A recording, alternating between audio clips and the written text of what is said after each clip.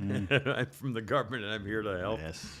Oh, Lord. Are we ripping and rolling? We're ripping and rolling. Herp and hope and who. Hey, look out. It's only me. It's only the Kimmer. As we speak, it is Thursday, Groundhog Day, the 2nd of February. This other R isn't pronounced. It's Groundhog Day, too, by the way. But is it, I wonder, is it Groundhog Day today? Isn't it day Groundhog Day? I'll look up. Anyway, hey, could someone check and see if it's Groundhog Day? Anyway, I remember. it's only me. It's When I first started working with you guys, and I had to phone screen for you, guys on Groundhog Day, and Hangman, y'all had an intro that was the Groundhog Day intro. Well, put your hands, and you guys were like, the minute you get the first caller that knows what movie it's from, tell us. And I never got that memo, so y'all played the rejoin the entire show, and you're like, why hasn't anyone called?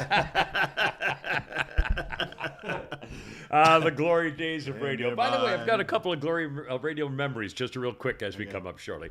Anyway, have we even said hello? Have we yet? Yeah, remember, kids, don't drive angry. Yeah, well, I'll tell you how the best way to cure that problem.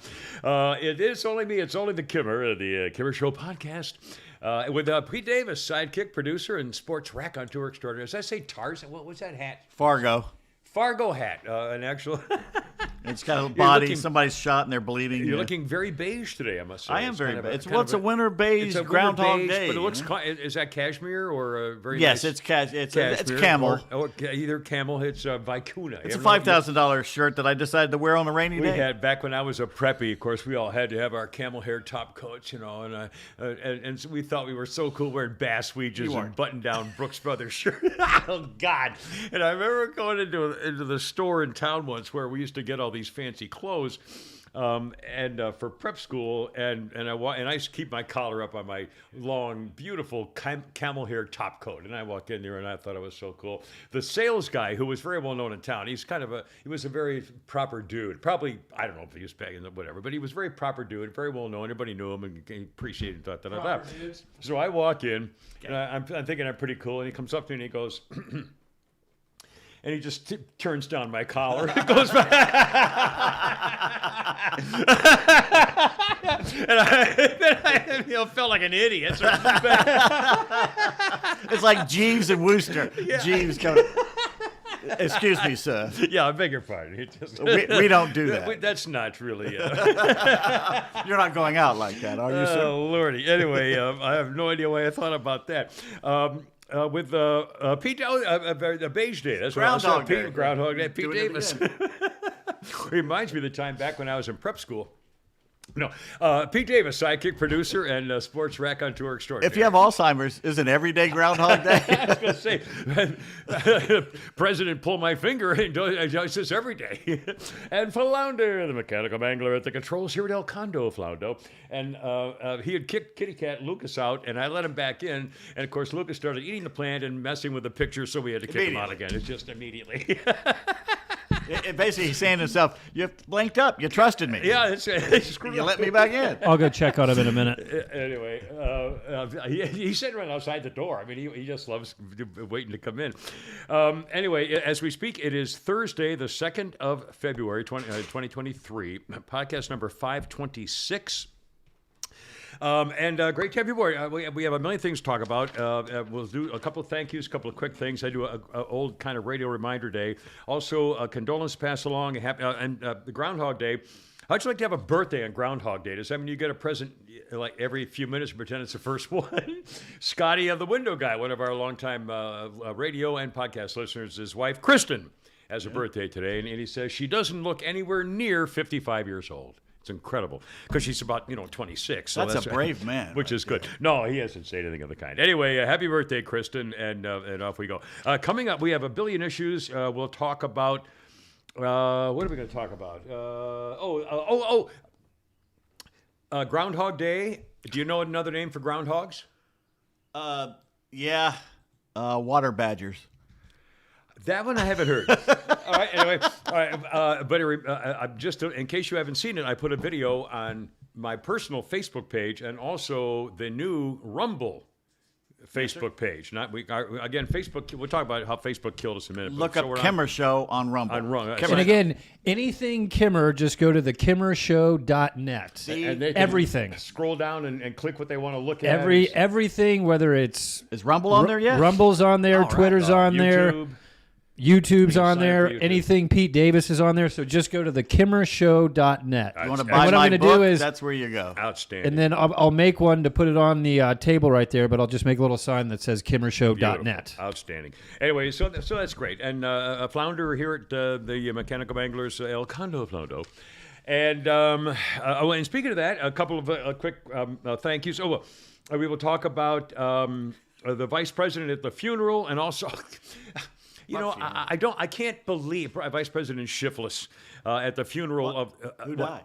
Huh? Who died? The 5 Memphis police officers killed that guy, beat him to death. She went to the funeral? Yeah, she went to the funeral. She spoke, but not only did Al Sharpton spoke, and wait to hear what he said if you missed it. Also, we'll talk about a case of death by firing squad is in Georgia. Went to the U.S. Supreme Court. We'll talk about that, too. Pete's always said that a few what times. Would you like to have your last words? What? Think about what you would like to say if you knew you were going to die and you had a choice of saying something as your final last words. I know exactly. Okay, well, hold on. Also... No. Oh my God! Hold on, stand right, Butchman. Well, I know what you'd say. He's the exact opposite of what I would do. Let go of my oxygen hose. Kids, I'll put you back on the wheel. Stop squeezing my neck. I'm sorry. We'll talk about. Just in, the FBI has swarmed President Showers with Daughter's beach house. They shot a couple of cooks they thought were trying to sneak away with some secret documents. Turns out it was some recipes for the weekend because he takes his 4-day weekends every week. Anyway, so there is gunfire. Apparently the FBI Brown Shirt Division and the Uberfuhrer Chrissy Ray, the disgrace of Atlanta, apparently stormed the beach house just like they did with Trump. They had helicopter gunships in the air. They had sealed off the bay with gunboats and Coast Guard helicopter landing craft. It was unfreaking believable. Wrestled the entire kitchen staff to the ground. Shot a couple of people by mistake. It's brutal. But again, they got to the bottom to see whether there was anything there. After they were invited in, no sense in... Okay, so they found documents in November, and yesterday they decided to go in... Okay, whatever, we'll talk about it. Anyway, we'll talk more about that too.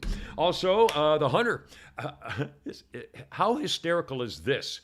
That now Hunter Biden is taking the offensive to claim that is my laptop and you had no right to give it to all these people. Yeah, he got away with it. He got away with it. Of course he did. Yeah. Also, some artificial intelligence. We mentioned last time we spoke, we talked about things that artificial intelligence can already do, and not just robots who can do backflips and stuff like that, but we have an example sent to us by a friend of ours who we will also talk about here shortly. And I think we'll have a little bit from Louis C.K., a little comic interlude of some kind. Was it safe? Huh? Is it safe? I don't think it's no, I have no idea. I haven't heard it. I haven't either. But it's got to be bad. It's Louis C.K. So I think it's about him saying, "What do you expect?" Flounder, I think. Did you send the Louis C.K. thing? I didn't hear it yet. It just came on my Instagram feed. And we can play it, right? I mean, it's playable. It's it might be offensive to overweight people, but... Okay, well, then we'll warn them in advance. We just warned you in advance. Also... It's funny. What's that? It's very funny. Well, there you are. Also, not other people's famous last words, changing the Scorpions. Have you heard about the issue now? They're going to have to change some Scorpion thing. I know, changing the name of Scorpions. I'm sorry. Also, Nikki Haley. I'm sure she's a lovely gal. She is not going to be president of the United States. Why? Any more than Ted Cruz thought he was going to be president of the United States. I don't think Mike Pence is going to be president of the United States. No, he won't. No. Okay, well, the same reason you say no is the same reason I'm saying no to Nikki Haley and Ted Cruz. I mean, they're not, or Mayor Pete Buttigieg, not going to happen. What? Or Carmela Sidepiece, the shiftless, lazy vice president, not going to happen. We'll talk about tranny helpers in high schools in Minnesota. Ladies, the best thing is to just flatten those boobies, get those things out of the way so they don't, block your effort. Yeah. Also, the diversity professor. got caught. And a story that sounds like it might have been written by Stakey Big Fat Loser Abraham, the porn queen from Wisconsin by way of Hollywood, who thought she won the governor's race and still thinks she's Speaker of the House suddenly. Wait till you hear some of the wording in the stories concerning little trampy cop girl from Tennessee. I mean, it made me laugh out loud. Also, what's going on? Quick business thing. UPS netted a profit, not total money coming in, a profit last year of more than $11 billion. And yet, the Sandy Springs-based UPS that made $11+ billion profit has raised their prices in what's called demand surcharges, especially for large packages. They had a decrease in volume, made $11 billion. Okay, fewer packages, $11 billion profit, and now the prices are going up again. That's not how it's supposed to work. Oh my God. I mean, I don't know crap about business. There's got to be, write-offs and, well, they write it off. I don't even know what that means. Well, they do. I mean, it's the old sign. Oh, God, he's at the kitty's at the picture again. Anyway, and not only that, FedEx is now cutting jobs, reducing its office and director team by 10%. And changing team functions, stuff like that. I mean, holy smokes. They're not getting rid of drivers, are they? I don't know. They don't have enough now. It doesn't say. Reducing the size of its officer and director team. I'm just telling you, it's going to get to the point where it's going to have to be they want a universal income where you sit on your ass and the government gives you stuff. Also, we're just still talking about what's coming up today. I want to Holy Crap at Sports tomorrow, I'm guessing? Yes, sir. It was yesterday and tomorrow. Okay.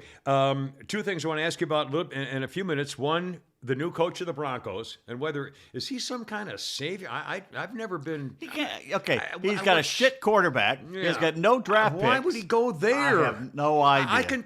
I can think of it's a nice place to live, I guess, right? Kind of. Yeah, but not if you're going, 6-11 every year. For $20 million a year? Well, yeah. I would go 6-11. Anyway, we'll talk about that. Also, Tom Brady, but once again, and you're going to hear some interesting comments. How did he? Okay, you idiot. Who's handling Tom Brady's stuff? He should have done that today. I know. On Groundhog Day. I know. Because it'd been just like dumb. Last year. And he did it. He went on social media himself. And someone said, no, wait. 2 days. Wait 2 days. 2 days. Unbelievable. Also, something about Jane Fonda. Pete's trying to get Social Security. Walking the dog can be dangerous. Jimmy Buffett, oh, good. I can't freaking wait.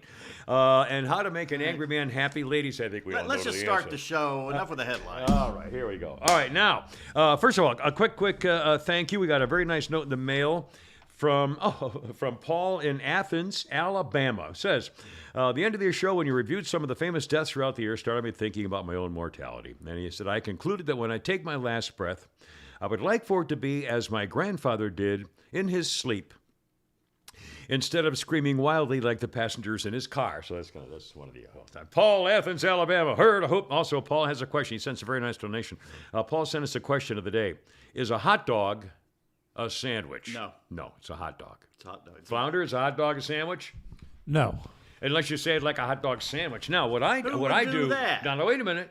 I'm telling you one of the great sandwiches of all time. Are you ready for this? Oh, you need squishy bread. What we used to call squishy bread. Soft, white Wonder Bread or some, nice, good squishy bread. Colonial. You can use anything you want. Sunbeam. Sunbeam. Yeah, exactly. Okay. Used to be Freddie Freehofer. No. I swear to God. Anyway, so nice. Okay. And then you take about 4 hot dogs and you slice them right down the middle, butterfly them in butter in a frying pan. Yes, sir.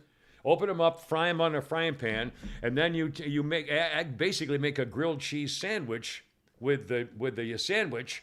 You put in the toaster oven or something. You grill up your grilled cheese sandwich or in the frying pan. Just put the freaking hot dogs in there and put a little stuff on it. Bing, bang, boom, baby, and that's a hot dog sandwich.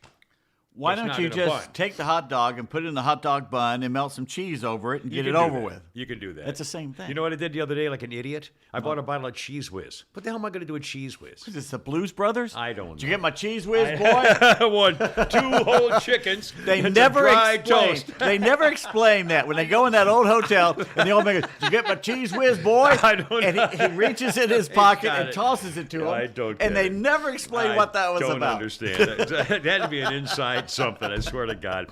Anyway, thank you very much, Paul in Athens, Alabama. Also, we got a very nice donation from Stephen and Jennifer in Milton. And no note, just a check. And God bless America.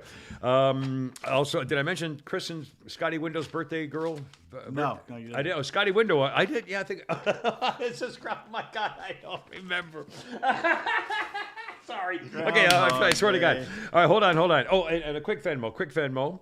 And again, that's an easy way to donate to us to keep us going here, if you don't mind. It'd be great. Annie, the T-girl, paid us a very nice donation. It says, "Give Lucas a kiss for me. He is adorable." He just got thrown out for the 3rd time. And Denise gave us a nice donation saying, "Love you guys and Lucas too," and signed up for Rumble. And one more, Wade, the G-Man, he paid us $5.55. Thank you. And wants Johnny Midnight. Now, it's kind $5.55, just because the 3 numbers are like, doesn't mean it's divisible by 3. So it's like $1.86.7 or something, I think. Anyway, so thank you. I'm very, very glad. Let's see how many people we got on the. We have 48 followers already on Rumble. So Okay, keep doing it. I'm going to get to Rumble in just 1 second. I want to do. And we're live on there now. We're live on Rumble now. Excellent, outstanding. A quick. You mentioned it is Groundhog Day, and some of the worst jokes in the world. I tried to find some good Groundhog Day jokes. Here's what they come up with. Very good.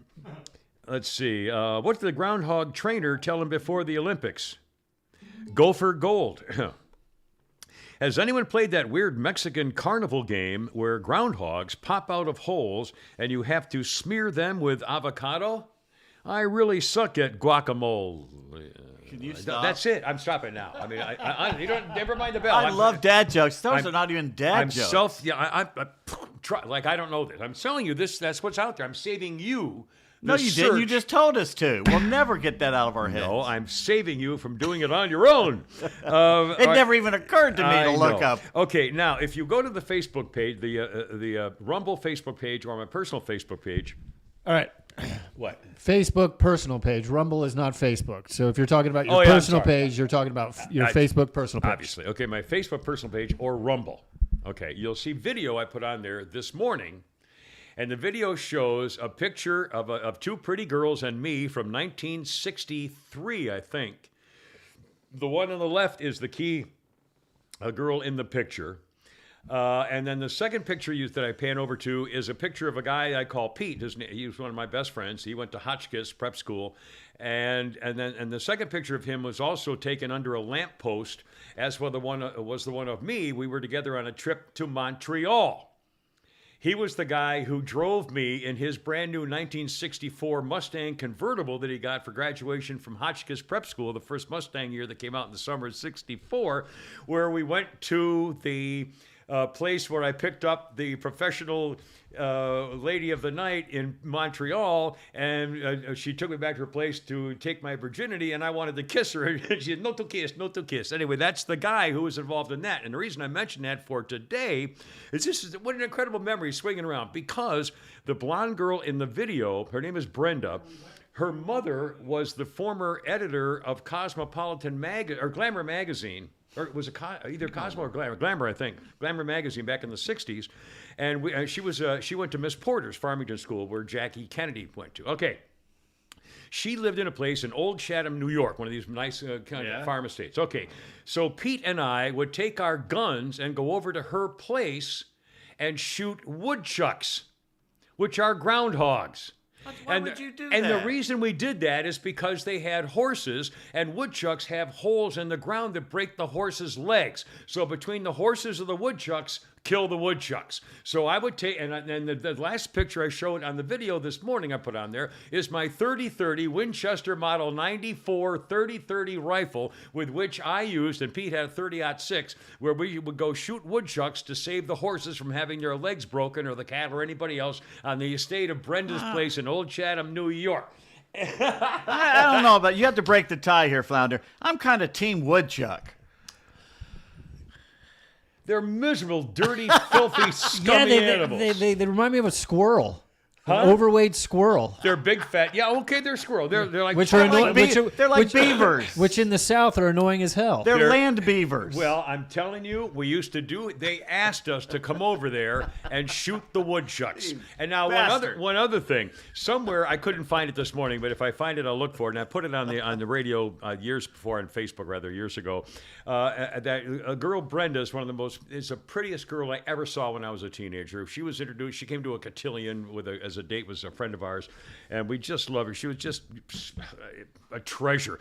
Anyway, her mother, again, was a Glamour magazine girl, and so one day we were having a party at her house over in Old Chatham, New York, and they were taking pictures of it, and they put some of the pictures in Glamour magazine of like a holiday Christmas celebration and what people look like when they're having a party, because it was a fancy party. And in the picture, there's a picture of Brenda and one of my other best friends named David. We called him Nate, and in the picture you can see my foot.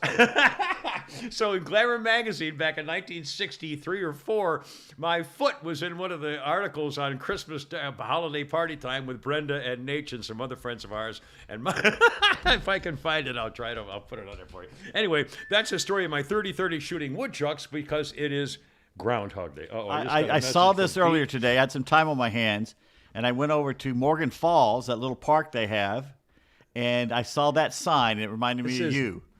Daddy-daughter dance, Valentine's dance. I've done daddy-daughter dance. Oh, my God.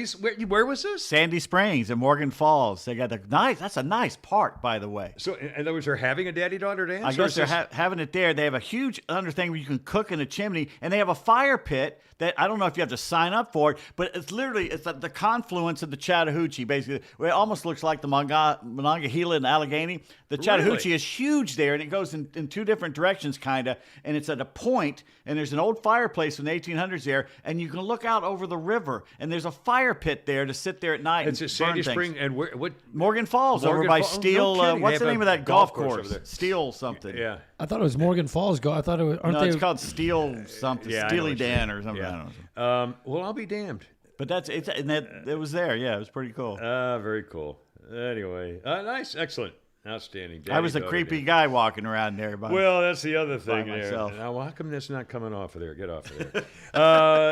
Okay, let's see. Anyway, that was why I had the 30-30 Winchester, because of shooting woodchucks, because it's Groundhog Day. So God, that's a long way around. I'm going to post these pictures. It's beautiful there. In fact, I remember the first time I saw the Chattahoochee from some spot. For some reason, I was in Vinings. And the Chattahoochee really is a remarkable river in a lot of places that you probably have never seen. Most of us have probably never seen. You go down to Columbus, there's a whole rafting thing through the city that you can get, a whitewater rafting thing going through there. Well, we did it rafting, and I told you when my anyway, had to save my wife at the time. Anyway, so there's the story of the woodchucks and the groundhog and no to kiss in the summer of '64. I call that I don't call that officially losing my virginity. That was the most horrible, disgusting, brief. I would ask you a medical question right now, but I don't think I want to know the answer. Oh my God! No to kiss. No, I wanted to kiss her. She was beautiful. Anyway, not anymore. We have actual topics. I made a little mistake yesterday, or the last time we talked. When I mentioned when I came here in 1972. When I came here in 72, and I worked at that little 3-letter radio station, which had tremendous reputation and prestige at the time, since has lost all of it. The guys I worked with at that point were John Moore and Jim Howell and Gary Gunner, guys like that. Bob Ketchersid, Aubrey Morris, a famous news director. I mistakenly mentioned when I came back, I left for a couple of years, went to San Francisco, came back in the 80s. At the same place, and that was when I was working with Skinny Bobby Harper and Kathy Fishman and Marion Moad and Larry Munson, who hated me. Anyway, so just for looking at that. Now, speaking of guys we used to work with in the past, I got a very nice message from Shannon Burke, who sent us something we're going to play for you later. You got that okay, Flounder? Did you? I sent that to you? The Shannon Burke thing? It was a message app, I think, or a text, and I think I forwarded it to you, but it might be on a message app or an email or something. Anyway, or if not, I can play it on my phone if we need to. Okay. Anyway, and so we'll play that later. But Shannon lost his beautiful doggy pit bull Diesel.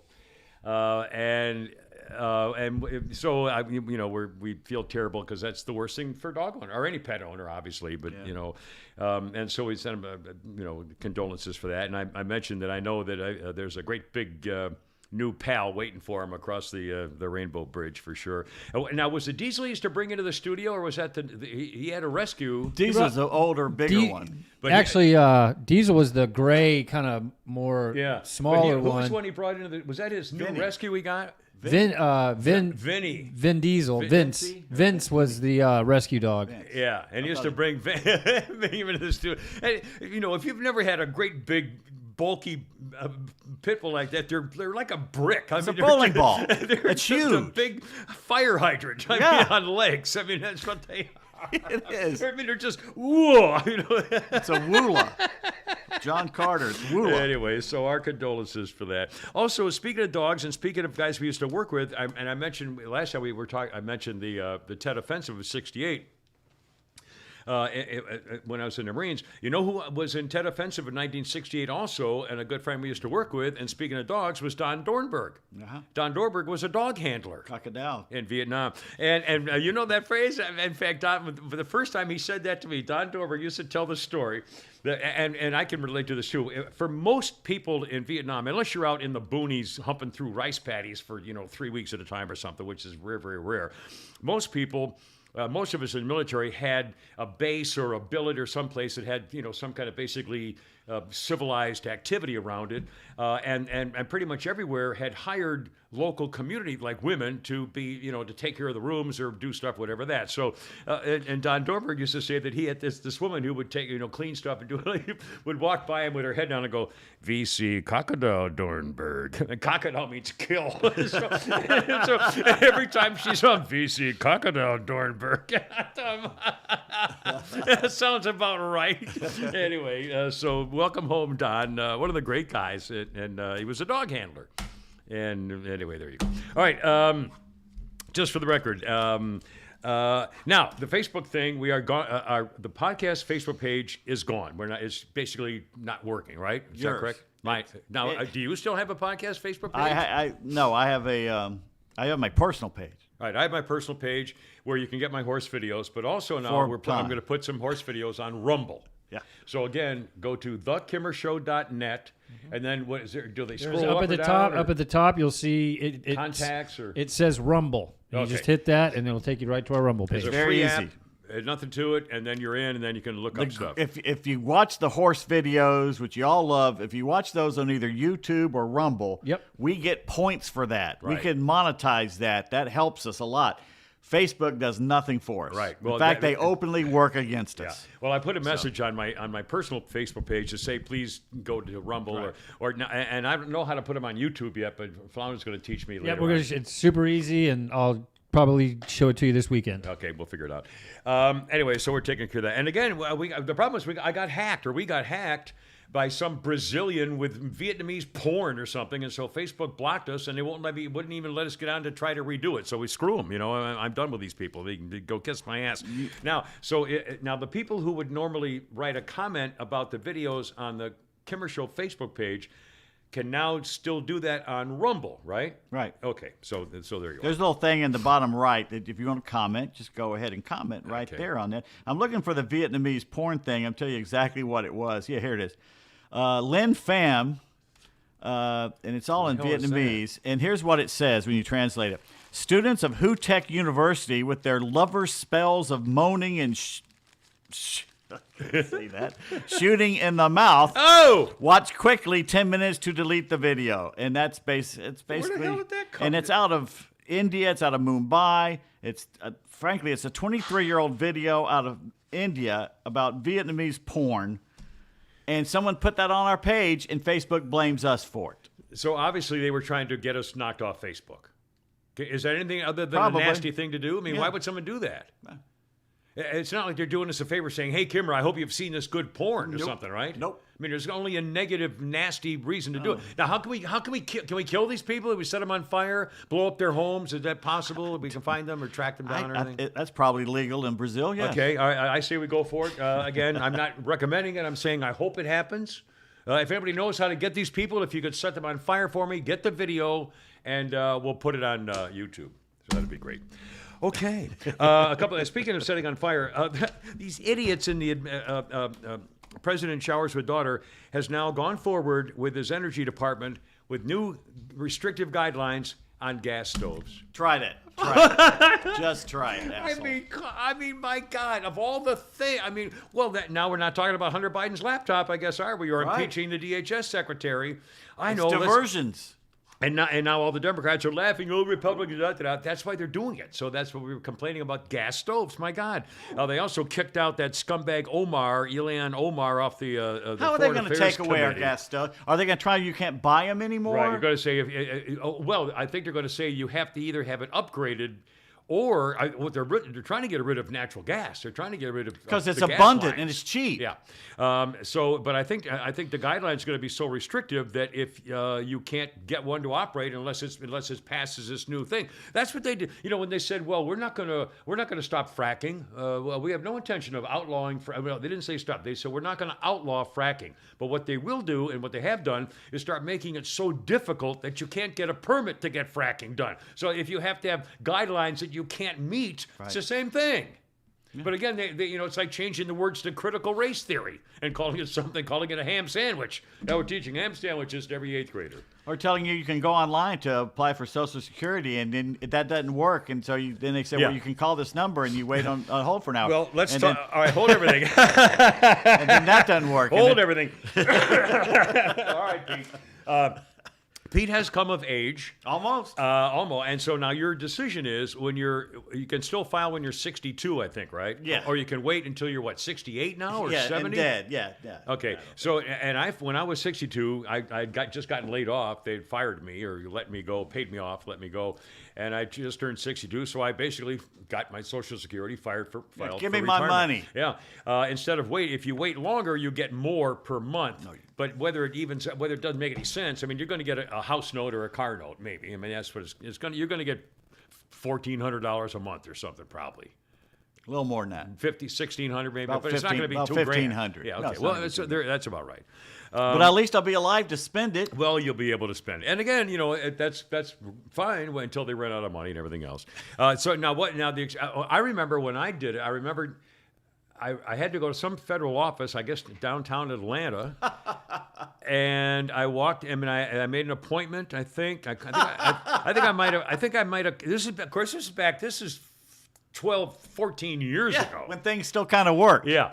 14 years ago when I did it, I made an appointment. I went to the office. I waited for 20 or 30 minutes. They called me in. The woman took my Social Security card or whatever it was and my ID and filled out some things and went home. Yeah.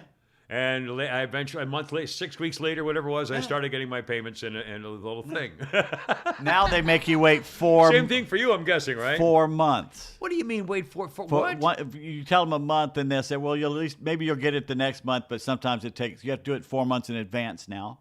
Oh, I think it was obviously a 1 month wait. And they said, now do it online. You do it online. All the COVID and all. They still make them wear masks at the government offices, by the way. They do it at the doctor's offices. Yeah. Uh-huh. So anyway, I go online, and I cursed myself. Dude, about 20 minutes in, I'm going, gosh, this is really flying along. This is really working. Everything's working. This is burnt. Well, you jinxed it. I jinxed it.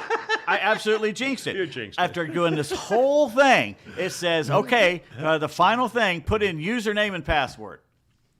Oh, there's a problem. At no point did they ever prompt me to get a username. or a password. Well, I have a password. I had a password, but no username. my So I put God. in the email. No, we don't accept emails. You mean the same email I've been using this entire 30 minutes to put this all information in? Jesus, So I call up the number. It says, if you have a problem, contact this number. I call over an hour hold. Wait. I was just about to give up, and about 3:30 yesterday afternoon, a man picked up. A very helpful, very nice, and sat there with me for an hour and a half. He goes, and he's looking, well, what page are you on? And so I looked at it, and he goes, I haven't seen that page before. Oh, good. Huh. That's a great sign. He doesn't know. So he's looking at it going, well, they must have changed some parameters on this. Let's just start over, and I'll go through it with you. And I go, all right, let's do the whole thing over again. So we went back to the beginning, man. opened up a whole new thing, all the way through it. And I said, now here's where it stopped. Username. He goes, well, did you put your username in? I said, at what point have you heard us use the term username? He goes, we haven't. That's right. Yeah. There's no I don't have So a how are you supposed supposed to figure that out? What do you say to that? He goes, let me go talk to a supervisor. Oh, Jesus. So he goes talk. It's like the IRS. When I went to IRS, you're constantly going to the dealer. So anyway, he does this whole thing for an hour and a half when we're sitting there, and he's going, I don't know why it's doing this. It's taking forever, and it's not doing this, and then click, the phone hangs up. Oh, my God. And I look up, and it's 5 o'clock. You've got to be kidding. I'm not kidding. It's 5 o'clock. He went home. He'd had enough. He went home. Click, went home. There was no number to call, nothing whatsoever. In case you get cut off, it just went deader than a doornail, and there's no way to get hold of him again. Oh, my And God. so, but before he hung up, he says, well, what you might want to do is call back try it again in a few days. And if that doesn't work, Oh, my God. Call and get an appointment. But he said that you're probably going to have to wait a little bit for an appointment to see somebody because there's nobody here. Yeah. There's no one who can work, and it's going to take a while. And I'm going, well, I don't want to do that. I said, if the online doesn't work and you don't have anyone you can go talk to, how are you supposed to do this then? I mean, is this designed now to frustrate? Yes, it so is. you just throw your hands up? Yes, it is. Yeah, vote Democrat. Yeah. So you don't do Keep it. these people in power, by the way. So guess this morning at 8 o'clock, I get a they text. passed the $1 trillion bill to have you stay home when you didn't That's feel like right. going to fill out paperwork to get a new job or anything. Yeah. So I get a text this morning at 8 a.m. confirming a telephone interview with the agent that I never set up, but now they're confirming it with me for Thursday, March 30th. Oh, my God. 2 months from now. And that's not going in and seeing somebody. That's just getting one of these people on the phone again. Oh, that is outrageous. Oh, it's beyond outrageous. It's to the point where what are you supposed That's to do? un-American. Nothing They're works. cheating you out of your Well, money. they're already stolen the money my whole life, and everybody else's. Then they stole the money again from the hole it was put in, and then Biden himself sponsored the bill to tax the Right, money to that's right. steal it again. That's right. Mr. Credit Card from Delaware. And now you can't get hold of it. Jesus, Pete, that's unbelievable. I know. So what are you supposed to do at this point? And the worst part for me was like an hour of my life in You just traffic walked and in, back yeah. from Atlanta. 12 years ago, things still kind of work. Jesus. The Democrats run everything now. Nothing works. Oh, man, that really sucks. I know. It's enough to drive someone into bad things. Oh, they're Not asking gonna do for it. it. They're asking for I it. think maybe they want to. They want But incidents. if they get one, it's going to be real. It's not going to be this walking through the Capitol. I'm in here with a hat on. That ain't it. We're going to do it the Marine Corps way next time. So tomorrow, before after my podcast, I'm going to sit down on the computer and I'm going to try and do it again. And I'm going to put the thing on hold and I'm going to wait till someone picks up the phone, whether it's 2 hours. And I'm Yeah. going to tell them exactly what happened. And I want an answer. What exactly am I going to do? And I'm not waiting 2 months to talk to somebody on the phone. It's not going That to. is If I have to go outrageous. stand outside of their effing office, that's what I'll do. And I'll be a nuisance until they let me in and Wow. talk to me. That is outrageous. And they're all wearing COVID masks like the little, Yeah, robots man, they it's are. just- I just had, had another doctor's thing, and they're all wearing masks. Even the hearing people. My And they hearing don't work. Yeah. But they're, that's what they have to do that. They don't have to. Well, no. You know. They're ordered to. They follow orders. They're following orders. They're- Somebody just said, no, we got to do that. So it looks like they're. How did the Germans ever do something like, well, They followed orders. That's right. Exactly. Don't just do it. It was the please. easy way. It was easy. This is the way we have it. Don't things. Yeah, I got a lot of time on my hands. I can sit in an office and just be a pain in the Ixnay on ass. the hotel, Presto Tater. Oh, Lordy. All right, how about a word for one of our fine sponsors, Wise RV Glass? And then a couple of little-known Black history facts, and wait to hear our vice president and the incredible comment she had at the funeral for that poor man. But first, Wise RV Glass, W-I-S-E, Wise RV Glass.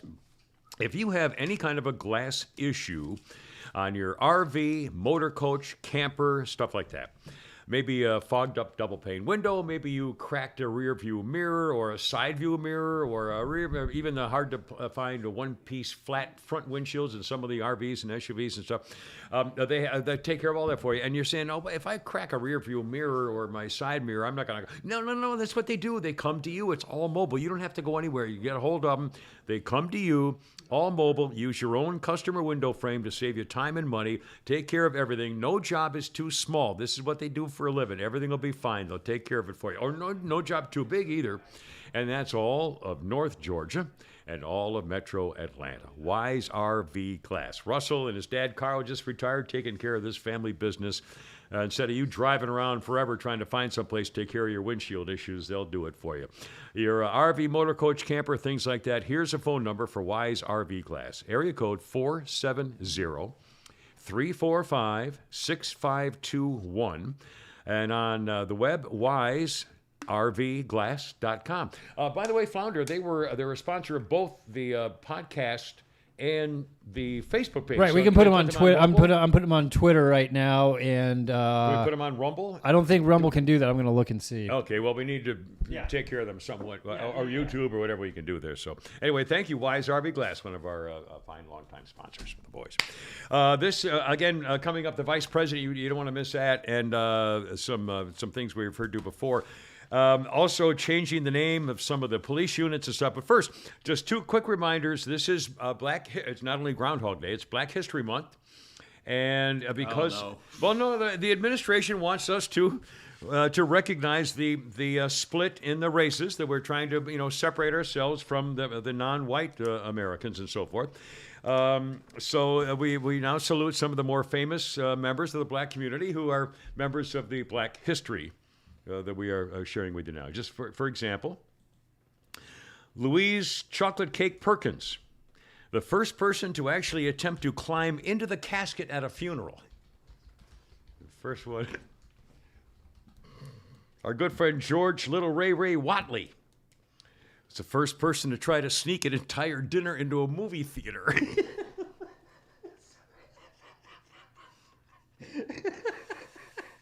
You have documented evidence for this. Jamaica Maysby, the first woman to throw her hands in the air and wave them around and say, "I just don't care."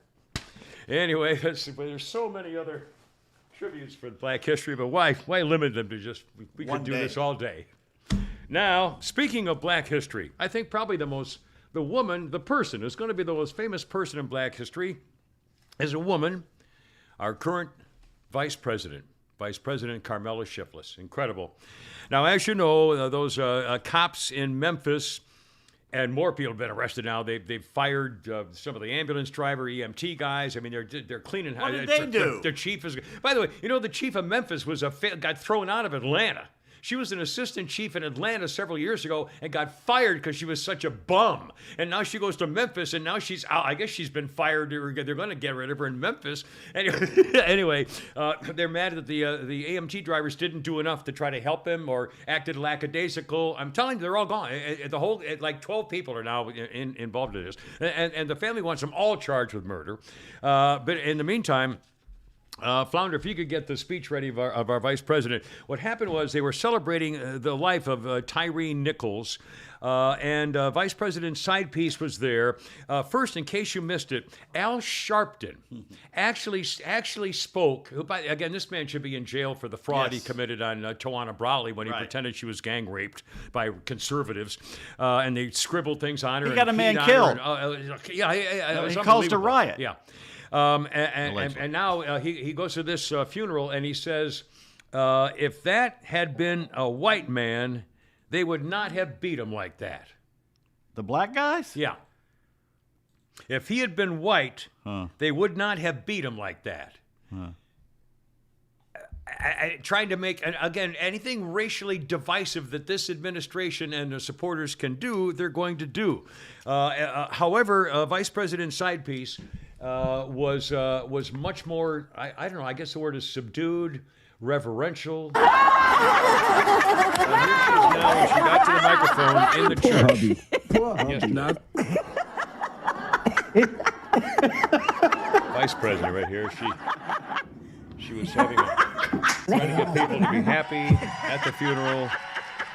She's mentioning his life and what a treasure he was to his family. Oh, she's mentioning his childhood as a little boy. He would go to school and draw funny faces for all the little kids in their notebooks. Oh, there she is now. She's describing the family. Every Sunday they'd go to church together. Let's listen to her. Yeah, it's incredible. I mean, just the tributes from our leadership of. Isn't it funny how it's white people's fault? There isn't a white person to be seen. Yeah, near the whole thing, yeah, basically. It's all black. Yeah, And it's still our fault. it's our fault. Yeah, well, there you are. We're hellaciously talented people. I know it's As a people, they're gonna miss us when we're gone. When we're gone, they're gonna miss us. I say pick a couple of states. We can work it out. I mean, whatever you. Honestly, I don't know what to do. I will even, as a proud Magnolia State birthright, I will give Let you. 'em have it. I will give you the southern half of Mississippi, from Jackson south. right it's down to all the Bay. yours. Bay St. Louis. You can have the whole. Well, I don't know. section. We may keep the coast. Well, some of the gambling ships maybe. We'll have white and black only beaches, but Oh, we man. get the north of Jackson. You get south of Jackson. Oh Lordy! Deal. And of course, they're demanding new police reforms. More police reforms, including from now on. The administration says no more guns for the police. Are no longer allowed to carry guns. For the suburban police departments, no more running. Because if you're running after a guy, he could fall, he could trip. It's like you're attacking him with no proof. He's never been convicted of anything. If you're chasing somebody and you could cause a heart attack. A lot of things could happen with no justification. You don't have a warrant for chasing a guy. You know why they beat him like they beat him? And like Sharpton said, if it's a white guy, that's probably true. They're not going to beat a white guy unless he's mouthing off to him or he's running them and they're tired of chasing him. They're going to beat him down too. Because I got a friend from Iowa down here. He's been beaten by Georgia cops. And basically he would get pulled over for DUI and he'd run and they catch him and they beat the hell out of They him. probably gave him some lip and tried to kick him or whatever. And they beat the hell out of him. And he's as white as white gets. He's from Iowa. But I think the black cops. He ran from them, made them chase him, became a pain in the ass, and they are tired of chasing black men who run from them. Because it's mostly black. Most of the white guys ain't running from them, but it's mostly the black guys who run are black, probably in Memphis. In Memphis. And they're just scared of the police. I was scared of the police. And they're tired of it. Yeah, and they're saying, well, they're tired of it. Then stop running. I mean, just, again, there's I think I mentioned this on here. I think I mentioned it in the podcast when I was on the radio last Friday, but I think I mentioned it last week. There were 800,000 sworn police officers in America. 800,000. There were 5 involved in Memphis, 3 involved in Milwaukee, 1 involved in Ferguson, Missouri with Michael Brown. I mean, come on.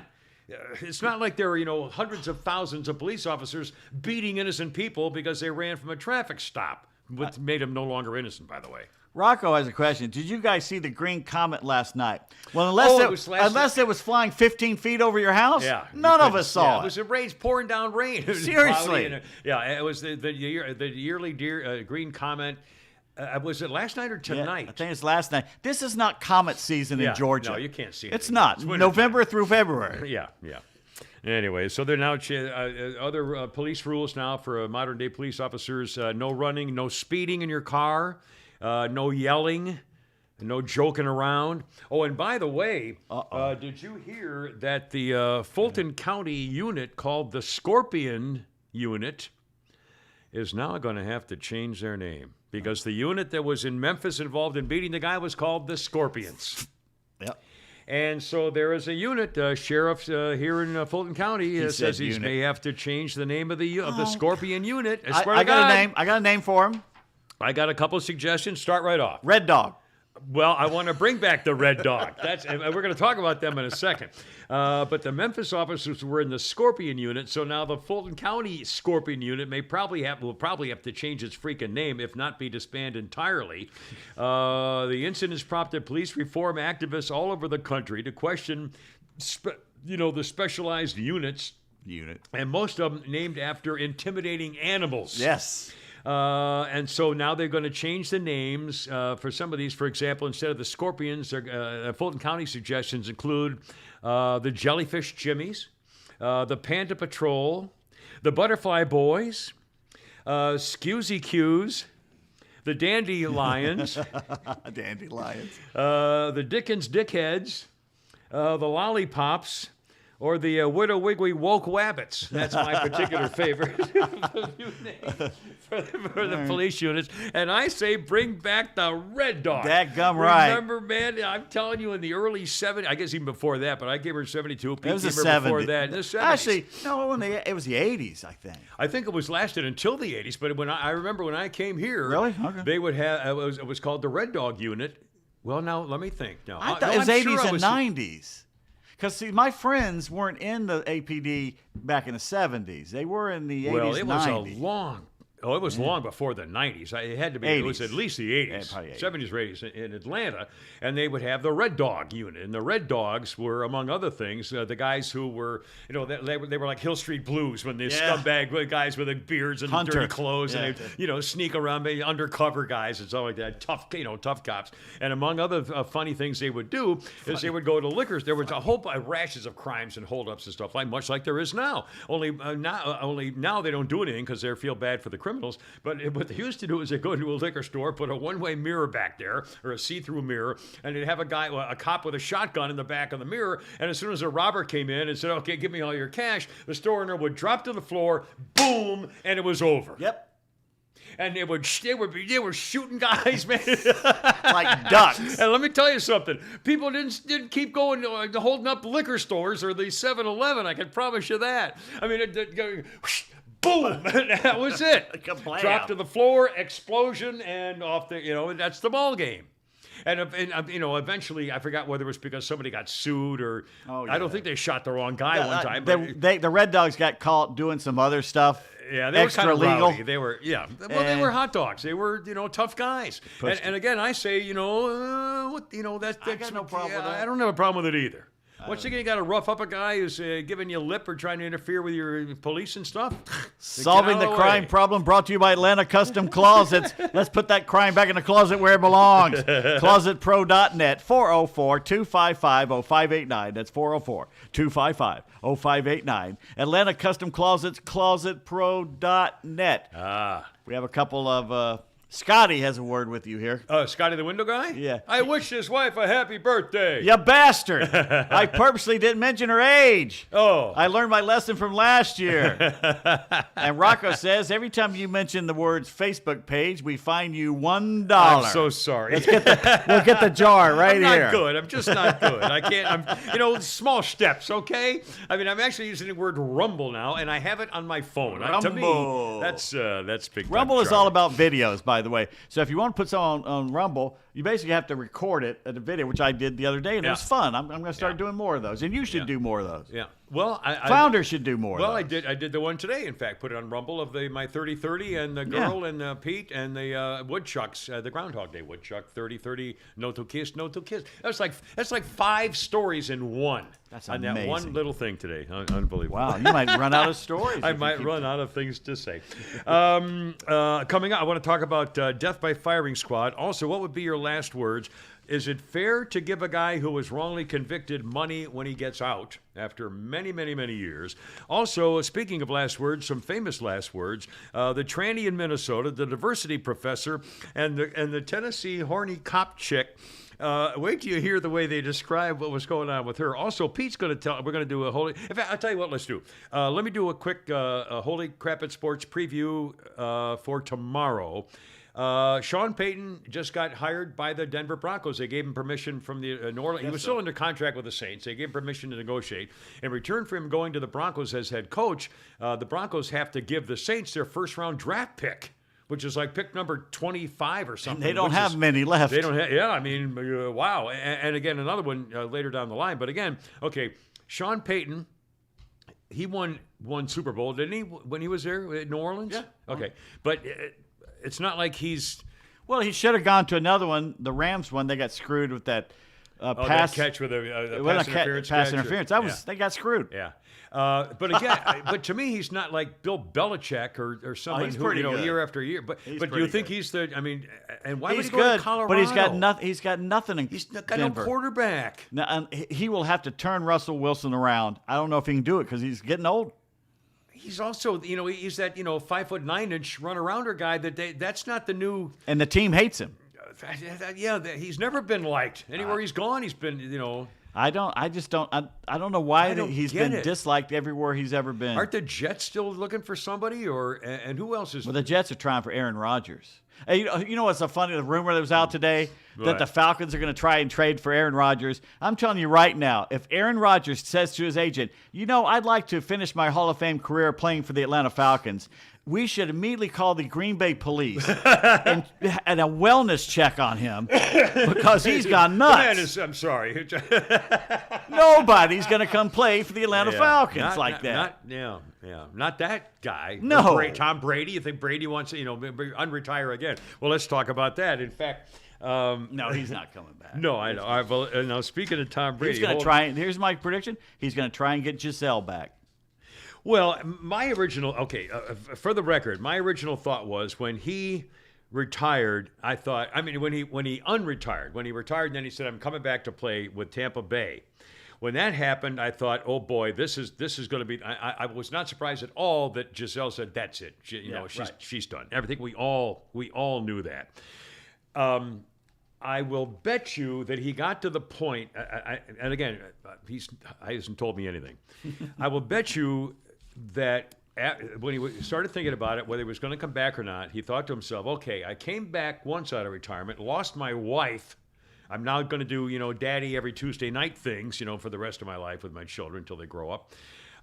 So it cost me my wife and cost me my marriage, and I didn't get to the Super Bowl, and I didn't really have that much fun. I had the worst year I've had in 15 years, so I had like negative. What's the positive? You got to play football again, not like you needed the money. So you got to play sports, but you had a bad year at it, and you lost everything else because of it. And then he's got to be looking around saying, well, I'm not going back to Tampa Bay. And I'll bet you Belichick was trying to get him to come back to the Patriots. Supposedly, he had two choices. He had told the Tampa Bay, I'm either coming back to try and fix this or I'm retiring.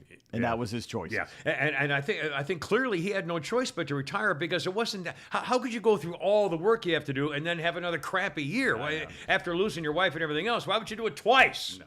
So there's no way he was going to come back to retire. But anyway, when he did announce his retirement, and again, you're right. Why didn't he do it on Groundhog Day? I mean, I can't believe it. I mean, that would have been like the greatest stunt of all time. Yeah, that would have been. I mean, really, they'd be talking about it for generations.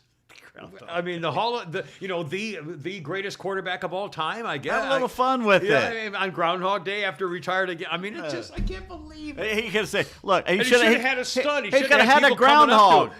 Yeah, and he should have people come up and say, have done a thing like, keep cycling around where people come up. He's got the money and gravitas to have Bill Murray walk in and sit next to him holding a groundhog. I have $1 million to come and talk to me. And hold the groundhog. Yeah, I like and it. say, no, Bill, this isn't Groundhog Day. I'm really retiring this time. Yeah, I agree, totally agree. I can't believe he didn't do it. But some of the funny memes. The wrong people have money in this country. I know. You're right. We should have been in charge of the whole thing. The Babylon Bee and our correspondent Mike Hunt has come out with some things. Apparently, President Biden promises to replace retiring quarterback Tom Brady with a woman of color. Some reaction. When he told he does not have the authority to nominate quarterbacks to the NFL, President Showers with daughter told his staff, well, I'll just sign the executive order and let the courts deal with it later. Plot twist. The new and approved transgender, transracial player for the Tampa Bay Buccaneers, Tammy Brady. Others. It's a shame Carmela's already vice president. She'd be perfect. Imagine the defense trying to figure out her giggles when she calls an audible. Woman of color to 2023. We need a non-binary person of color whose pronouns are they and them. Brady announces he's permanently retired, but he is open to playing for other teams. Apparently, according to the Bee, I'm retired for good this time. My playing career in the NFL is absolutely over completely unless other teams are interested in me playing for them. Then I'd be willing to listen, but except for that, I'm totally retired. After his 23-year playing career, obviously arguably the best quarterback in the history of the league, racked up numerous career, regular season, and postseason records, 7 Super Bowl wins, 15 Pro Bowls, 3 NFL MVP awards, 1 marriage, and subsequent divorce with a supermodel. After briefly retiring for 6 weeks after the NFL season in 2021, his latest retirement brings him closer than ever to breaking Brett Favre's record for retirements from football. And apparently he's talking to the Del Boca Vista Dragon Slayers of the National Shuffleboard League, so God knows what's going to happen with that. Oh, by the way. The Onion. The Onion said, let's take a look back at the greatest player to ever lose 3 Super Bowls. And one of the lookbacks was when Hertz hired him as a spokesman. Oh my and it said, Hertz is looking forward to working with a guy who hopefully won't kill 2 people like the last guy. Running through the airport. Remember that? Yeah. You have to run through the airport. Hopefully this one won't murder 2 people. Dashing over luggage and shit. By the way, the Bee also came out with a funny thing about Donald Trump and Nikki Haley. Nikki Haley's not going to be elected president. I'm telling you. But anyway, will she she end up being somebody's VP pick? I could see that. That's very possible. But apparently Donald Trump is going nuts. He said he'll be dropping a devastating new nickname for Nikki Haley as soon as he can figure it out, as soon as I figure out who she is. There might be the nickname right there, Nikki Who. Mr. Trump's forthcoming nickname, he's on local radio Blitz. He said, I'm glad Haley's in the running. It'll give us a chance to see if Trump's still got his nickname game. Frankly, DeSanctimonious is pretty stupid. This will be a real test to see what Trump has left in the tank. I said, maybe it's not my best, so I asked my staff if anyone else didn't like it. I'll fire anybody who says yes. And now leave you alone. Trump's going to the bing bang. Anyway, here we go. I still don't get his. I don't get anything about what Donald Trump's doing right now, including when he's not doing anything. He's not doing anything right now. But he's still picking on Ron DeSantis, who's not a candidate. I mean, he's still making fun of behind Florida him in every poll. Trump leads in every poll. Yeah. I don't know. You need to turn your notifications off because they're distracting. It's a Rumble thing. Sorry. Yeah. And Nikki Haley, one of her things that people criticizing her, saying she's for and then against stuff. She's got all kinds of different views, and she's also a huge Trump supporter and said, "I would never run if Trump's going to run. Trump's running." And she's like Tulsi Gabbard. She's said and done things in the past that make you scratch your head. Now, people, as like Churchill said, I changed my mind because the circumstances changed. I like Tulsi Gabbard too, although she's a little whack on a little too far. She's good looking. She can be wagon. Yeah, there you go. And Nikki, I mean, I don't know. I just don't think she's going to do it. Now, let's see. Tom Brady thing. Let's do the AI stuff. Okay, as soon as he comes back in. Oh, okay. It's an audio thing. In the meantime, while we do that, let's talk about President Pervert and the fact that he allowed the FBI agents to come into his beach home where he has the Corvette storage system, and he allowed the FBI agents to come in there the other day after they first found documents in November. Yeah. And it's only the other day, 3 months later, they're deciding to search the Delaware house. They've won. No, nothing's going to happen to them. They're going to keep talking. The ABC did it the other night, 3 nights in a row. They talked about the Biden thing, and they talked how serious this was, and the very next thing out of their mouth was Trump. Yeah, that's right. He is as if he was running against him right now, and it was a race going on when you should do something like that. Yeah. Now, we're 2+ years away from the election, and every time they say something bad about Biden, they immediately say something bad about Trump. That's the only way they can play it. Yeah, what about what about disease? Yeah, what about Trump and the Mar-a-Lago when he refused to give this? It's got nothing to do with Trump. We're not talking about Trump. We're talking the same thing with Hunter Biden. They're using that now. They're just, here we go again. Republicans trying to Again, it's going to help the Democrats rally around whatever, unless it actually gets to a court case. But it's, again, where's the display of the photographs that the FBI took out the documents? Where's that done for the press and the media? Where are the cameras? I mean, it's just the whole thing makes me... Is there anything new with it? Because No. it's the same old, same old. They're getting away with it. Yeah, absolutely. And then I'm totally freaking amazed about Hunter Biden has now had his attorneys on the attack suing to try to claim that's Hunter's laptop after they all said no. It's Hunter's laptop and you had no right. They're trying to go after the little shopkeeper. You had no right to give that information. Well, of course he did. It's in writing. You signed a contract. When you don't pick up your stuff, it's his. If you don't come and get it, it belongs to the store. But they can sue him to the point where they destroy his life. They already have. And it's a warning to everybody else, don't mess with us. That's right. So that's what they're doing. And they're also trying to prevent it from being used in the Capitol hearings or court cases. In law, and if they can say, well, you're not allowed to use this as any evidence against my client because it's self-incriminating evidence that belongs to him, then that's maybe the way they're figuring he can skate. I mean, I'm not a lawyer, but it seems boneheaded to me. First of all, you've just admitted that it's real. Everything on there, therefore, is real. It's yours. You just admitted that's you in the nude with a 17-year-old hooker, smoking crack.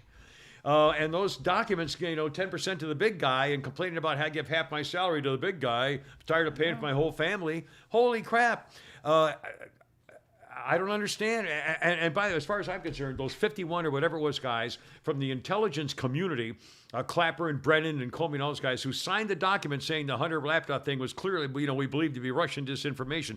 Every one of them should have their security clearances yanked immediately, period, at least for the beginning.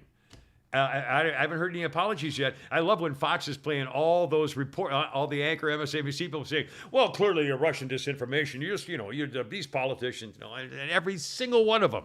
You'd think they would just be, I mean, it's the same way, well, yeah, it's the money. The same way that YouTube and Twitter, was it Twitter or Facebook, all of them, took down the Pfizer video of the guy getting caught saying we're doing a game of change of function. Did you see what he did? I'm thinking about this. We should rent an LED truck. You know what those are? No. Basically, it's a truck that on all four sides, it's broadcasting video, whatever you want. And the Veritas guys got one, put the interview on it, and him going nuts on the interview, and parked it out front of Pfizer headquarters in New York. The screens on? Yeah, all four screens, and just left it there. How much does that cost to do this? I love it. Can we buy an LED truck of you yelling and screaming going through Atlanta? Oh my God, that would be hysterical. Sure, we could, absolutely. They did that in the TV series Billions, where they were trying to embarrass Bobby. How much does that? Anybody know how much? In front of his building. There's two things. Those billboards from Clear Channel have them. The billboards that are LEDs and they constantly are changing and they're moving. Yeah. How much does that cost? Yeah. And how much does an LED truck cost for a day? Probably a pile. Maybe I don't know. Maybe not. Maybe not. Might be worth it. Anyway, Hunters get away with it. Also, this is amazing to me. Did you see the former basketball player Enes, whose now last name is Freedom? He changed his name to Freedom from Turkey. Or is he from Pakistan? Enes Kantor. Enes Kantor is now Enes Kantor Freedom. His last American name, he became an American citizen and changed his name to Enes Freedom. Huh. I saw him being interviewed the other day on Fox. The nation of Turkey has put a bounty for his capture of $500,000. Why are they still in NATO? You can't do I mean, that. he's saying, they want me to turn myself in as causing harm to the country of Turkey, like disinformation, something or other. He's got a $500,000 bounty on his head. That's like a fatwa. Yeah. Jesus. Yeah.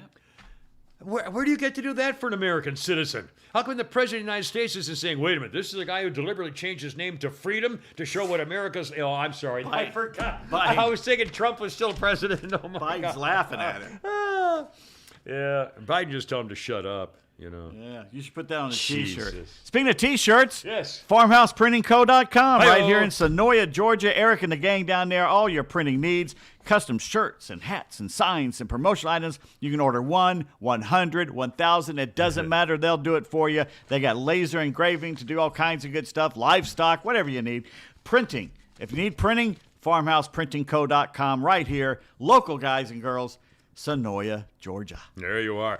Now, I'm coming up. I want to talk about the trainee high school helpers, the diversity prof, the slutty Tennessee cop. I can't wait to read you that story, the way it's done. It's a little kinky, but it's Remember I told you, at the beginning, I said there's got to be video? Yeah. Now there's photos. Apparently there's some yeah.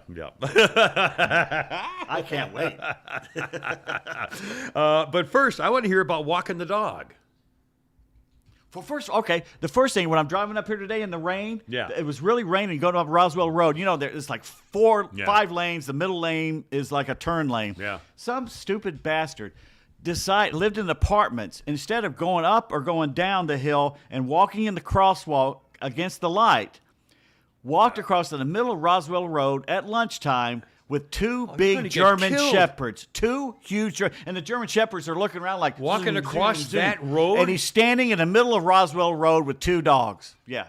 If he had one of those dogs had bolted If or a cop pulled. had been, if I was a cop, I'd have pulled over right there and waited for him, or I would have stopped traffic so he could go, and then I'd say, put the Yeah. dogs up, Yeah. have someone come watch the dogs. We're going for a ride. Holy He was cow. endangering himself, the other people in the cars, and those 2 dogs, just by being a lazy son of a bitch, by not going to the crosswalk and going across and then going back down to the apartments. Or in consideration. I mean, my biggest complaint about American society today, honestly, really, is how people are so inconsiderate. Just basic, polite, daily things. You know, letting somebody in or holding the door. I mean, just little things. Just totally clueless. Like they don't know anybody else is around them. They're in their own. It's a breakdown existence. of society. I guess because your head's in your phone all the time, you don't give a shit about anybody except what's in your phone. And they were raised badly. That's why people don't use your phone to make calls anymore. There were actually classes in telling young people how to make a phone call. There's that commercial, but they'll leave a message. They already know who's calling. You know. Anyway. So okay. So I'm watching a small dog yesterday. Everybody else had to go to a doctor's appointment and said, "Can you watch the dog and let it out because it stays in its crate?" It's a little foo-foo dog. I said, "Sure." Yeah. Dog hates me, loves me. Hates me, loves me. It's a Blah, weird blah, dog. blah. Yeah. So I get up and before I do the podcast, I let him out. This is about noon, and I open the door. I open his crate. After he growled at me, then he comes out, heads right for the door. I open the door. He comes out. He goes out to the front steps and looks up and starts barking. And I'm going, what are you barking at? Do your duty. And then I looked up, and there's this massive hawk circling, and I'm circling. And I'm going, wow, that's a big hawk. Boy, oh boy, that was a good call that you saw that hawk. I looked down, the dog's gone. Oh, no. Did he run away? No, right between my legs, back in the door, house. and back in the house. Gets a drink of water, and then goes right back to his crate. Didn't even do his duty. So I go back in the crate, and I'm looking at it, and he's like going, please close this crate door before the hawk gets in here. So he knows. The hawk probably waiting hell for yeah. him every day. I'm telling you, that hawk, it couldn't have picked him up, but it could have hurt him bad if it yeah. hit him. Because that's what they Gouge do. his eyes They out. ram Pack into you at yeah. high speeds. So basically, 2 hours later, I let him back out again, and he went out, and there was no hawk, and he did his duty, but he didn't go very far. Wow. But I was like, man, that's a huge hawk flying around. Any luck on a new place? Finding a I was house? telling Flounder that I had 2 I was going to look at today driving home. One in Alpharetta, beautiful, right on a corner, not a big lawn, gorgeous, not too close to the other houses, just perfect for less than I'm paying now. Ooh. And it got snapped up today before I could go look at it. It was in a neighborhood or a Yeah, cul-de-sac it was kind of deal? a neighborhood, Really? perfect manicured lawns, and it looked perfect. For less than you're paying in your You apartment? can get a house north of Roswell for less than what I'm paying for an apartment in Sandy Springs. It's ridiculous. Wow. But the problem is, by the time I find these houses, they're either 2 days ago. They still keep them up, even though they're gone. I don't know why they don't take them that's down not right. immediately. I guess maybe because they're seeing if the So you lease can goes replace through. in the northern suburbs of Atlanta, Roswell North, with a garage or a car. A garage, a basically. Garage, That's a the house main with a thing. garage. Gotta have to a live garage. By a one person, but a house, a full house, an actual Yeah. house. Okay. Also, now something about. I couldn't read my handwriting. I talked to you yesterday. Do the AI. Okay, Flounder, do you have that? Did you find that? Yep. Okay. I mentioned Shannon Burke, and our condolences for losing his big boy Diesel, his doggy. But he sent. We were talking the other day about how artificial intelligence is here. I mean, all the things you're doing. It's Mac. He's banging on the door like the a kitty dog. That's all right. You're a He's good running kid. the house. He wants to play. He wants to come in. Anyway, we were talking about how artificial intelligence is here, and it's not just robots jumping over backwards and doing flips. Here is Shannon Burke, who does his show Man Talk. What is it? Man Radio. Florida Man Radio. Florida Man Radio. Yeah, and you can find him on the internet and so forth. And here he sent us an example of a famous broadcast narrator you've heard before. I can't remember the British guy's name. Anthony Hopkins. No. It's on the feed. Morgan Freeman. No. I'll open up my phone and I'll get it right here. It's here we go. It is David Attenborough. Yes, I love his voice, David Attenborough. And here is David Attenborough, or so you think, on artificial intelligence. On the sidewalk, right next to a liquor store, a large American Negro is pacing back and forth. The American Negro is highly territorial.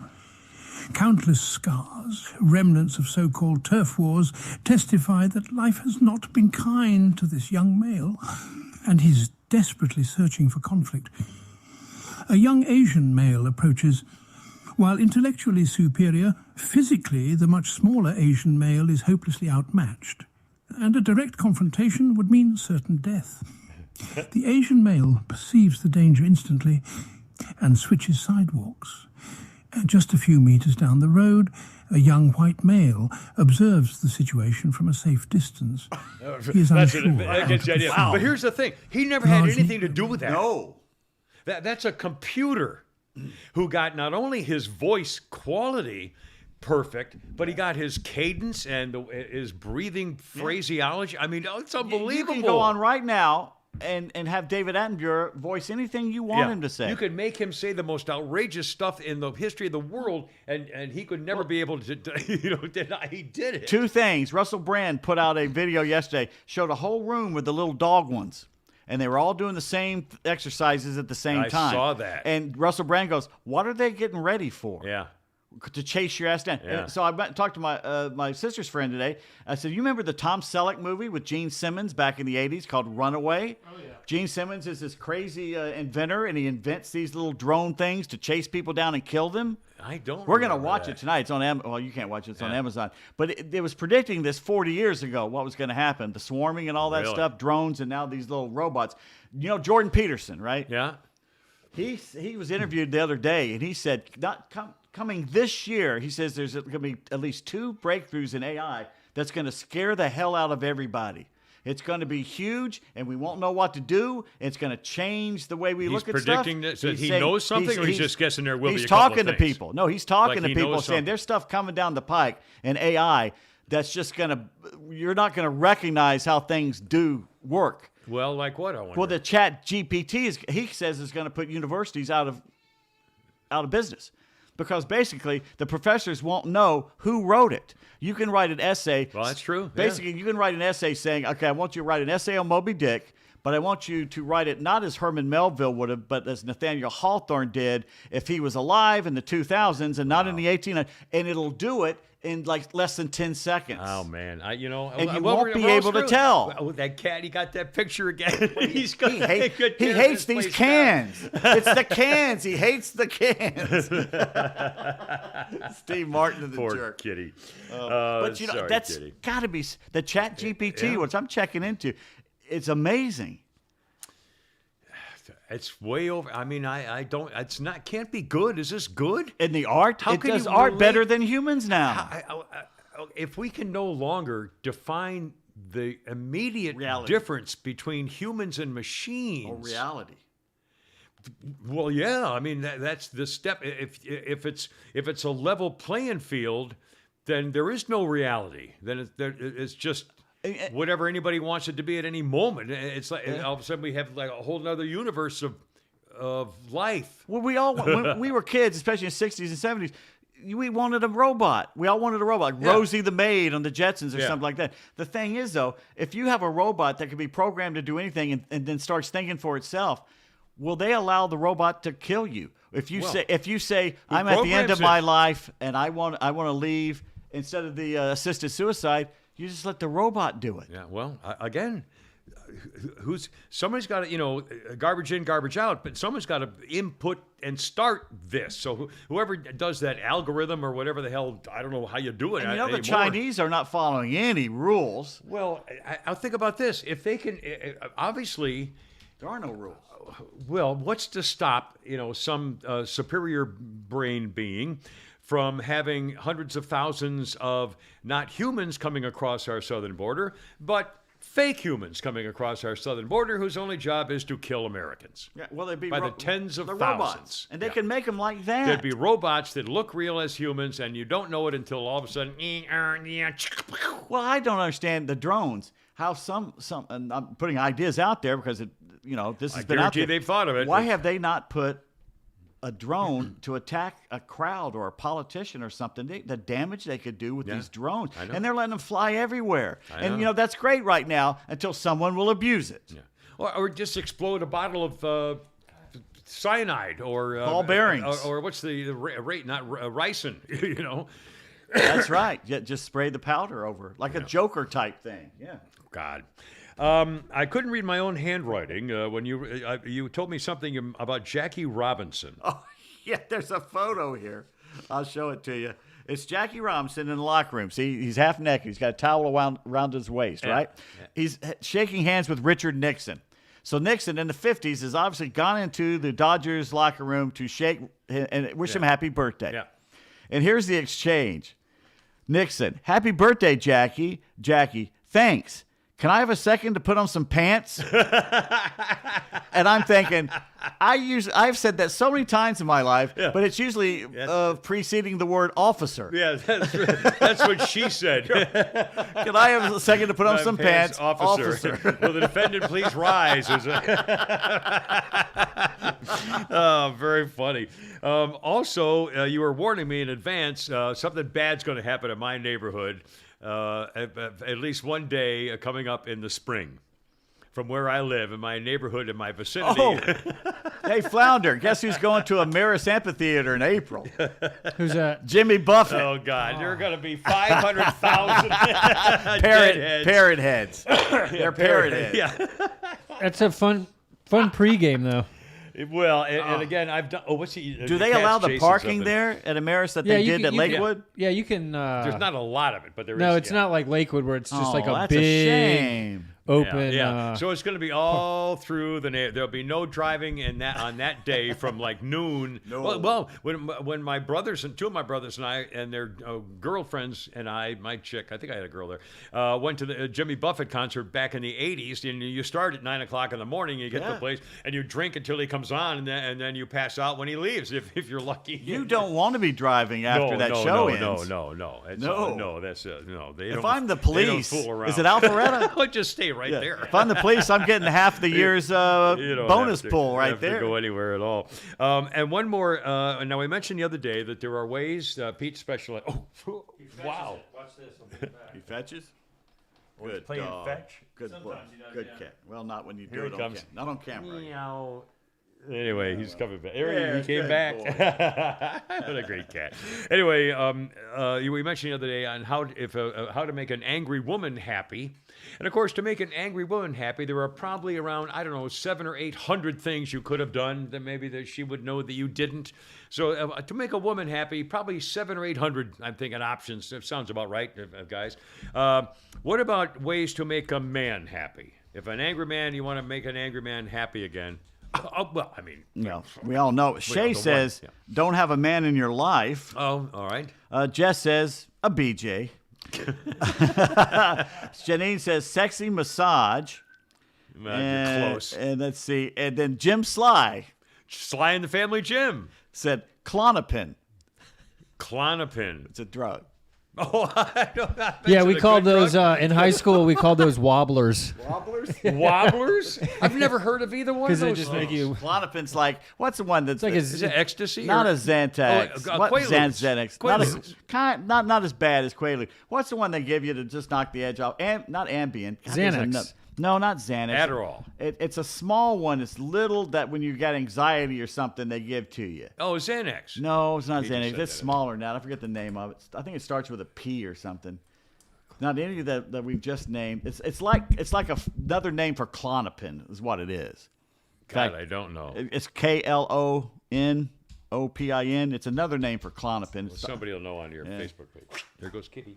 It's not Valium either. It's something that's been out in a few years. God, I wish I remember that. Anyway, just for the record. Yeah, I think That's Ativan's another it. one. Yeah, Ativan. Yeah, that's a it. common one. Again, that's where the guy made the point the other day.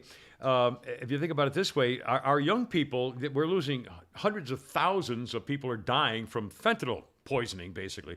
And the way to look at it is not that, all these loser deadbeat drug addicts are getting killed by, for taking these illegal drugs. Most of them, I believe, and I've been told, are people who take the drug thinking it's Adderall or one of those other kind of taking the edge off drugs, but it has fentanyl in it, so they're being poisoned. Yeah. They're not drug addicts looking for fentanyl. They're being poisoned. Mm-hmm. Anyway, And our government doesn't care. a couple things. Death by firing squad. This is actually an Atlanta case. A federal appeals court got involved because Michael Wade Nance was sentenced to death 21 years ago in Gwinnett County, fatally shooting a 43-year-old person who resisted giving up his car. Nance had robbed the savings and loan in Lilburn or Tucker, so he was sentenced to death. And he contends that since he's on medication for back pain, his brain is less receptive to phenobarbital, the drug Georgia uses in lethal injections. So he demanded instead no drugs. He wants to be shot by gunfire by the firing squad. Well, the Gwinnett County jury found him guilty for fatally shooting it and sentenced him to death. The firing squad claims were dismissed in federal courts. However, the U.S. Supreme Court, all the way to the U.S. Supreme Court, said, no, this guy's got a right. If he wants to, he has a right to have these lawsuits heard. The problem is the 11th Circuit Court of Appeals had kicked it back. Supreme Court said, no, he's got a right to sue against using the drugs. The problem is under Georgia law, lethal injection is the only way you can execute a criminal in Georgia. So since the Supreme Court prevailed, Georgia's either going to have to change the law or make some kind of a legislative alternative other than phenobarbital. So in other words, because of this, the entire execution is going to have to be changed because he went to court over it. Is Kitty getting outrageous? He's getting outrageous. He's probably hungry and wants to be grilled. Anyway, so this guy wants to be shot with a... if you had a choice, how would you want to be executed? Death by bungee. Bungee? You remember that old joke? But first, boogaloo! Death by boogaloo. I mean, would you want a firing squad? No. I don't think I'd want a firing squad. I don't want electric chair either. Oh, I would definitely not want electric chair or gas chamber. I don't want the chemicals either. Well, I mean, again, the best way to do it Just is give me to some drug drugs. the guy's food so he falls asleep in a total coma, and then crush him with a boulder that weighs No, 5,000 you don't wanna pounds. do that. Well, you'll never feel it. It's over. Yeah, what are you in the witch trials in Salem? They're going to Well, press them to death with rocks? Or do what they do in every hospital in America. Pillows? No, I guarantee you, every hospital in America, and I have witnessed this myself, every hospital in America, when you have a patient who's dying and there's no hope and it's over and they're in pain and so forth, they will give you an extra dose of the, not heroin, but of morphine. They give you a morphine drip. And the morphine drip is to keep you pain-free as you're breathing your last. And when it's clear that you're not going to make it, they make the drip bigger. Really? And the morphine kills you. They can't do that. That's illegal. That's a suicide. That's murder. I'm telling you, they when do they it, put huh? you on a morphine drip Okay. All right. uh, Thought that was to illegal. make you comfortable. And they when my brother's was in total agony and pain, and the nurse had called me from his bedside, and she said, he's about to pass, and I just wanted to let you know. And she said, I told him, do you want some more of this morphine drip? And he said, yes, yes, yes. And the nurse told me that she told him it may result in you passing away. And he said, fine. And so I'm telling you, the doctors are, when you're dying and you're in pain, they're going to let you die more comfortably. They aren't killing you, but the result of the extra morphine is that your body can't handle it. So it's like chemotherapy will kill you, not the disease. Anyway, I'm just telling you. So if you, Scotty is now calling you Kimmervorkian. Well, would you such a happy show. Would you rather go screaming? I mean, come on. No. And now one other thing. Do you hear about the Texas killer who got put to death last night or this morning in Texas? A cop killer. And he had been on death row for a long time. And his last words, they said, do you have any last words? And he said yes. And he apologized to the family, hoped they would give them some peace of mind as far as he's going. And then he said, quote, okay, Warden, I'm ready to ride. And those were his last words. Pretty good. Now, Pete, last words, if you know you're dying. Well, the Oscar Wilde thing. Either this wallpaper goes or I do. My last words are, Dear Jesus, please forgive me for everything I've done. I accept you as my personal Lord and Savior. That's my last word. I pray that out loud every day. Just in case. If I've been pushed out of a plane, that's what I'm saying on the way down. I apologize for all of every single day out loud, my friend. Flounder, do you have any last words if you had a choice that you'd want out there to be heard? Take care, everybody. Take care, everybody. Just keep it simple. Care of business. TCO. Yeah. I've thought about it in cases where I knew I was about to die or something, and I thought about what I would want somebody to relay to my children and stuff. Yeah, of course. But again, I just if you're being executed, your last words are your last words. And he said, all right, Warden, I'm ready to ride. Especially if I'm a prisoner, I'm basically, Well, if you're meeting with the priest beforehand, I guess it doesn't matter. Now, one more crime type thing, and then we'll be on with this. How do you feel about this? A man in South Georgia was charged and convicted of murder at a Taco Bell 23 years ago. He claimed, no, I never did it, I never did it. Eventually, they used the DNA off a mask, which the killer had used to hide his identity, and they found out the DNA did not match the guy on death row. The Georgia Innocence Project, God bless these people. Well, that's why you can't have a death penalty. Well, that's the thing. I'm going to ask you that the second question about that. One, the Georgia Innocence Project took up the case. Sure enough, they found out he was not guilty, so he's being let out. And he has now been awarded $70,000 per year for each year he was imprisoned falsely, $1.6 million. Yeah. Now, it seems like probably the least they could do. 23 years? Society let him down. Whew. Yeah. I mean, that's a lot. I'm sorry. We owe it to him. And again, I believe I've always believed in the death penalty for extreme if you catch cases, him in the act. But it's got to be so.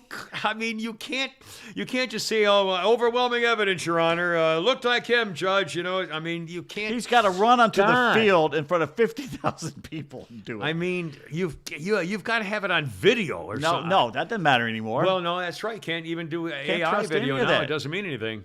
Eyewitnesses don't mean anything either. Well, it's kind of like that German woman they finally let out, but she died of cancer. Some guy had murdered her son, and she walked in the trench court, and this is back in the 70s, I think, so they didn't have the metal detectors. Yeah. She walks in a trench court, and it's like something out of a TV show, and she stands there erect, and she's like from like here to Flounder, I guess, pulls out a gun and just does, and I have been practicing, boom, boom, boom, boom, put like 4 slugs in his back, killed him instantly, and then they all, they kind of come and grab her, and they put her in prison, and then let her out after a few years, and then she died of cancer. It's a great video. It's an amazing video. But there she did it. Yeah, yeah.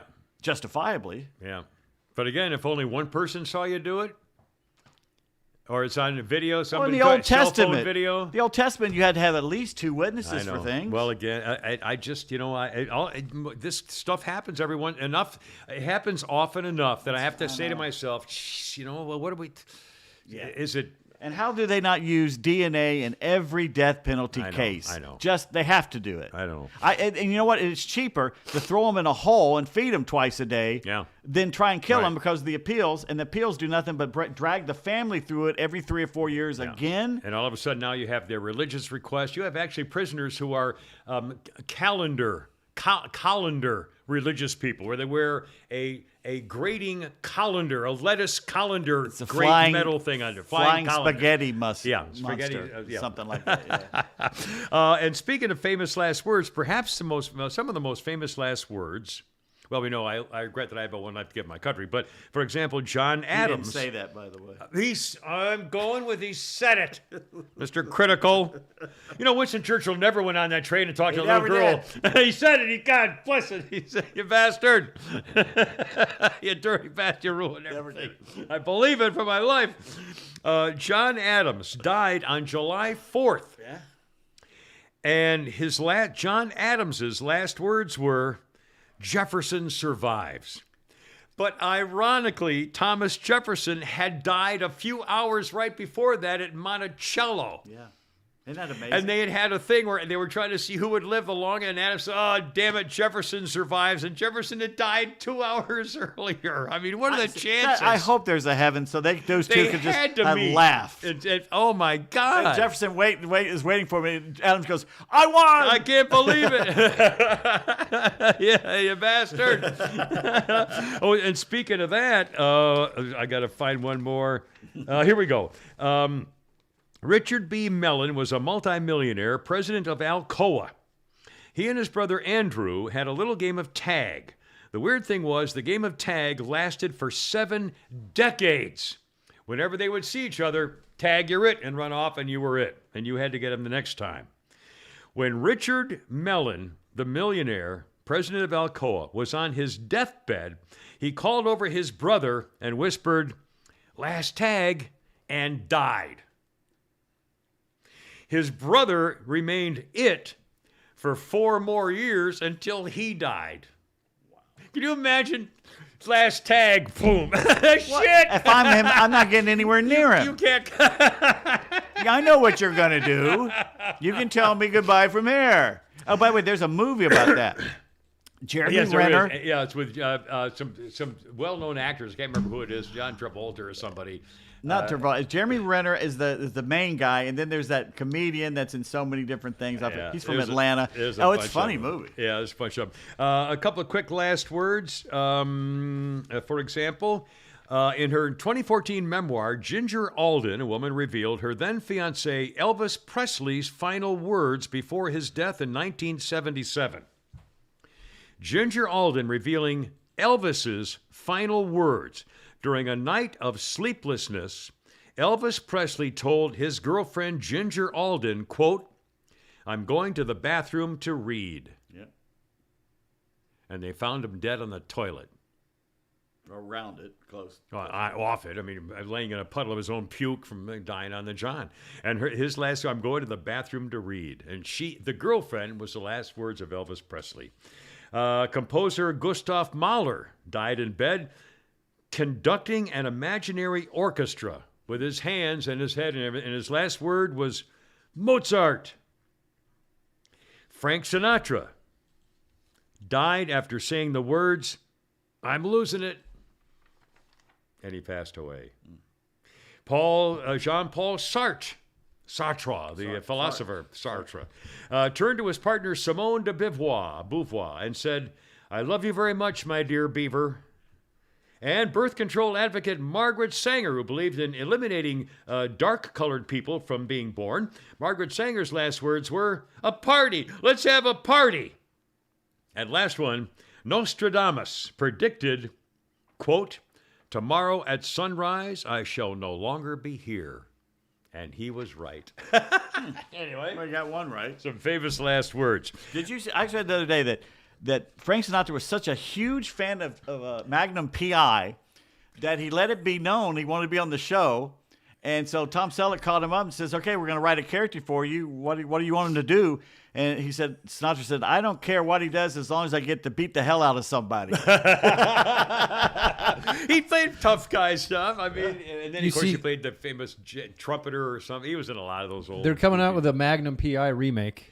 No, there's been one for years. Yeah, I think they have one now. Is there? It was on CBS, and then NBC picked it up. It's got a hot British chick in it. It's been around for like 6-7 years, yeah. Excuse me. Sorry. I guess I'm a little late to the party. It's 2023.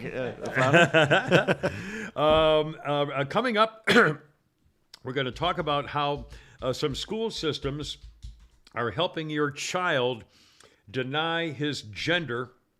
All that is coming up. Also, excuse me, the diversity professor and the horny Tennessee cop, and I laughed out loud when I was reading the story, and you may too, coming up in just a moment. But first, Kimmer Show sponsor, SwapMyWhip.com. A whip, of course, is a colloquial phrase for a ride or a car of some kind. SwapMyWhip.com. You're driving along, you see a car. Oh, man, I've always wanted that little hot rod from several years ago. Well, if you go to SwapMyWhip.com, you may find exactly that car or one like it, or someone who's got one who knows someone who's got like it, who's willing to swap his car for yours, or someone's car you know, and make out your own deal. In other words, SwapMyWhip.com. SwapMyWhip.com has like-minded car owners who are thinking the exact same you are. Maybe I got something on there for me that I've always wanted. No middleman, no car salesman, no dealerships. You can trade not only cars, obviously trucks, SUVs, boats, jet skis, off-road vehicles, ATVs, go-karts. I mean, whatever you can think of, SwapMyWhip.com may give you an entirely better deal for something you've always wanted. Check it out and use the coupon code KIMMER, K-I-M-M-E-R, for 180 days of free premium listings on SwapMyWhip.com. One of the great endings of a show is how Magnum ended. You remember? I never used to watch. I saw it occasionally, but I was never a big fan of it. I have no idea how it ended. Well, he was a playboy. He lived on the mansion grounds in a Trans cottage. Am or something. Sports hot rod. It was supposed to be a Porsche, but Porsche would not build one that would fit his size. He's a big man. He's like 6'5", yeah. And either Ferrari or Lamborghini said they would, and that's why he drove that car. It was supposed to be a Porsche. A Ferrari. I think it was one. It was either that or a Lambo. Which one? No, it was a Ferrari. It was a Ferrari. That's why they would build a special car is that for right? him. I'll be damned. But he was on the cottage on the mansion grounds and everything, and lived like a playboy for all those years. But he had a daughter. And I think the mother that was raising her died. And the last show, Golden Retriever, wasn't it, or was that his other movie series he did? What the hell are you talking about? Golden Retriever. The dog. He had a daughter. Oh, daughter. I thought he had a dog. Oh, I'm thinking of the other. I'm sorry. Go ahead. The two Dobermans were the house owners, right, were Higgins over. dogs. Okay, so he was a playboy, lived in a big house, had a Drove Ferrari. a Ferrari, yeah. Okay, pick up where you left. Oh, basically. So he had a daughter. I think the mother died, and he, without telling anybody, re-enlisted in the Navy to have a steady job and a steady life for his daughter. That's how Magnum P.I. ended? He re-enlisted in the Navy. Yeah. One of my wasn't favorite. Too old to be in the Navy at that point? I don't He know. was young then, though. But remember one of the most. He was young. Maybe he was in his 30s, I guess. Remember the one where he got lost at sea?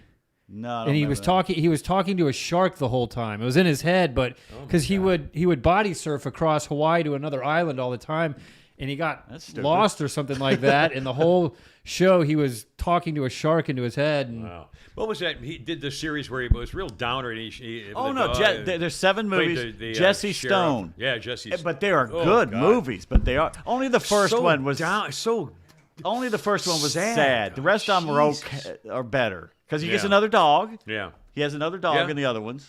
Yeah, I think I stopped watching because it just seems so dark. There's like 7 of the movies. Yeah. Yeah. Something like that. he's the police commissioner on Blue Bloods, which I watch. It's a real corny cop show. My mom used to watch it. I don't care about New York. I don't care about any shows about New York. I just. Pete mentioned, sent me, was it you or Fly? Oh, God, the cat's going again on that album cover. What a goofy kitty. I wonder why it is that he hates that thing. By little boy. He says, Dad, I was just playing with a picture frame. Anyway, that's the Jim Belushi Pete of cats. sent me, as you know, I have my bachelor's degree from Arizona State University. That's right. And Pete sent me an article. Was it you that sent it the other day or Flounder? Sent us an article about Arizona State University. Oh, that was Flounder, I guess. He's taking the cat out, so I'll mention it. Arizona State University has now decided to put urinals in the female ladies' bathrooms. Yeah. Because, guys can identify as a girl and have to whip out old Mr. Schlonganundo and got someplace to, don't want to sit down for some reason, whatever. Oh, God. Anyway, so Arizona State now is putting urinals in the ladies' rooms. I don't know if it's all the locker rooms or all the athletic building. I don't know. And I think they also put free tampons in there, too. In the men's rooms, too, yeah. Uh-huh. That's just great. Well, in Minnesota, I mean, honestly, if I see a man using that, I'm thinking, I went to college in the fall of 1964. I can only imagine if there had been articles. Wait a minute. Yeah. That was okay. You're in college. You don't have a lot of money, and you have women come over and spend the night. And every once in a while, one of them wakes up and goes, "Oh no." Yeah, I need a tampon. I've been there getting a handful of them, and I put them in a drawer in the restroom. Well, yeah. No, in my bathroom. Well, sure. Just go to the third drawer. Well, you got to have supplies for the lady, but we're talking about public restroom. If I'd gone to college and gone into the men's room, or if I'd gone into the ladies' room, which you'd sneak in once in a while, and there had been urinals, and there would have been outstanding. No, it's not, of course, ridiculous. Anyway, I'm just saying how times have changed. Yeah, the question you have to answer to the young woman is, who are these for? Yeah, right. How many of these do you have in there? You never saw. My brother was here visiting, and my sister. You just got to figure out some way. It's not as well. I'm prepared for all the women to come over and have sex with me. Yeah, basically that's what you have to say. It's like the girl saying, "Well, I love it when guys do that." Oh, you do? Really? Do you love that when guys do it like I'm doing it now? You mean? I had one say it once. Jesus. I'm not gonna say. No, I can't say that. I'm not gonna say. Yeah, just a little swirl at the end or something. I don't know. Anyway, I do with a little peck and then a swirl at the end. It's always works. Like an ice cream, like a soft serve. Yeah, it's just you don't start at the top. Soft serve. The Minnesota Health Mentor. Health Mentor. I can't speak. I'm so sorry. A Minnesota Health Mentor offered a student who wasn't actually a student, one of these like undercover things. A health mentor in Minnesota offered a student a chest binder and said, "We don't have to tell your parents." Ugh. Hopkins Public School District has a health mentor. And they apparently, someone was seeking hormones because of struggles with gender identity, and we didn't want our parents to find out. So the person asked the student to come in and discuss with her potential alternatives to hormone therapy, including a free binder from My Health. Chest binding, the practice of flattening one's chest with bindings to appear more masculine, is a form of gender expression popular among women looking to change sex, but it can be dangerous. Of 1,200 participants in one study, 90% had at least one health problem caused by chest binding: permanent deformation of the breast, scarring, lung constriction. Long-term binding may also have some adverse effects on all kinds of things, including a future mastectomy if you should need one. But again, the health mentor in Minnesota told the student, we can help you, we'll give you a free chest binder, and we'll make sure that you don't have to tell your parents. That's Minnesota. Now, yes, sir. In a diversity professor, a clinical psychologist teaching a mandatory diversity class at George Washington University, said that there was a hostile environment that promoted violence against civilians. A girl named Dr. Laura Sheehy is on the board of the USA Palestine Mental Health Network, and she practices what's called trans-inclusive feminist and liberation theory model. I have no idea I'm reading this word for word. She works on race and white supremacy and decolonial struggles. Dr. Laura Sheehy, teaching a course about diversity awareness, sensitizing future therapists about bias, verbally attacked a student as the student spoke about terrorist attacks in Israel which have killed civilians. This doctor girl took offense at the student's use of the term terrorist attack. The professor then claimed that the student's comment using the words terrorist attack invoked Islamophobia, even though the student never said anything about Islam or Arabs or Palestinians or Muslims or anything else. But this Dr. Sheehy girl said brought in a speaker who advocated violence against Israelis and, by extension, all Jews. One Jewish student said she was crying and felt deeply unsettled and unsafe after that speaker was brought in, calling for death against Jews. One student said Sheehy felt unsafe safe in a program that would invite a speaker who endorsed killing Israeli civilians and murdering Israeli relatives. The professor girl called the student's comment a damaging Islamophobic anti-Palestinian comment. Holy crap, and said, a stone is nothing compared to an army. I can't even continue. I mean, again, they're doing this. They're doing this out loud. Sounds like a them problem over there. Oh my God! We got enough of problems over here. Let's now, not. one funny story that I must tell you about. Remember the other day we mentioned this Tennessee girl police officer, who apparently was assuming that she was in some kind of an open marriage when in fact open society. I know, open to her maybe, and all Open her friends life. in the police force, but not Open arms, open legs. not to her husband. The girl's cop says she just cracked. She's been fired. She had affairs with multiple male colleagues on the force. She cracked after considering a divorce from her husband and that her sexual escapades kind of got out of hand. Now, some transcripts of an interview with an internal investigator. I shall now read you some of the actual words. Dramatic reading. Me and my husband, first of all, it's my husband and I. You don't say, good Lord. You don't say me was on the verge. You don't say me and my husband. It was same as saying me was on the verge. And me and my husband were kind of on the verge of a divorce. Stop right now. Me and my husband were kind of on the verge of a divorce. And I just cracked, and then it just kind of got out of hand.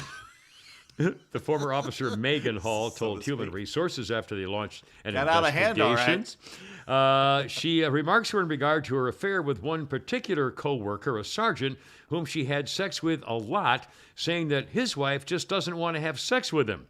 Her relationship with that sergeant became especially complicated when she tried to end things with him, alleging that he called her at one point to say he drank an entire bottle of Jack Daniels and wanted to kill himself. I just want to kill myself. I wanted to drive off and get into a wreck, and that's because of you, the girl said, Howell, the sergeant told her. She said she told Powell to sleep off the alcohol and they would eventually stop texting. An internal investigation found that the girl was having undisclosed sexual relations with multiple male colleagues, including while on duty. They had to fire 5 other different officers and suspend 3 more.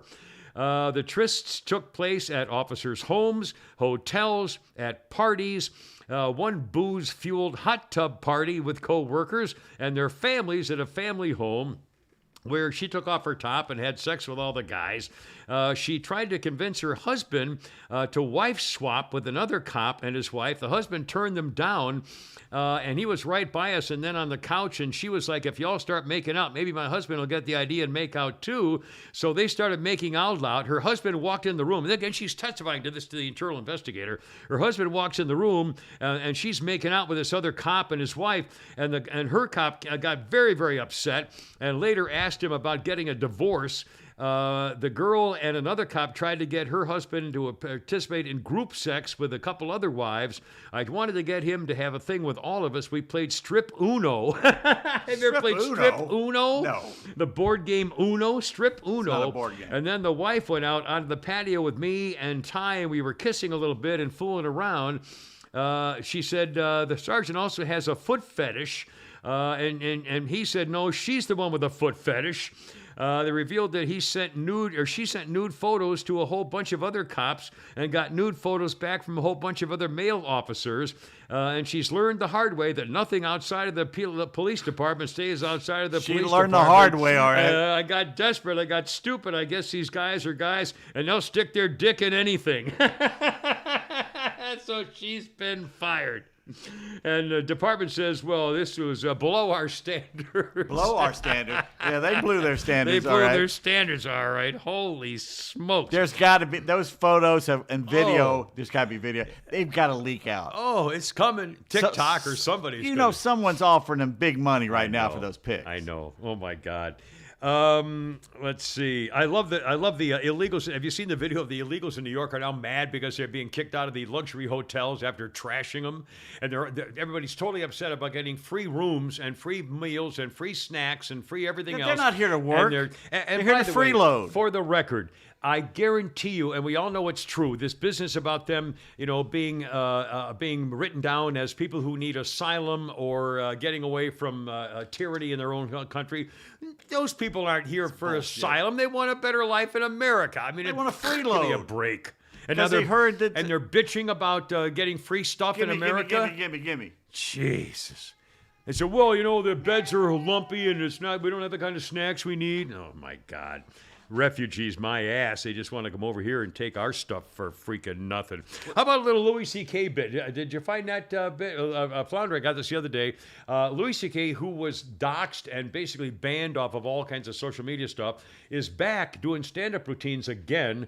And I guess he's come back now with a fairly recent routine saying, well, what did you expect? Well, here's a little Louis C.K., the freakoid.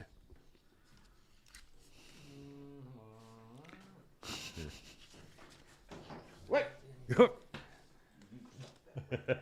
Cat?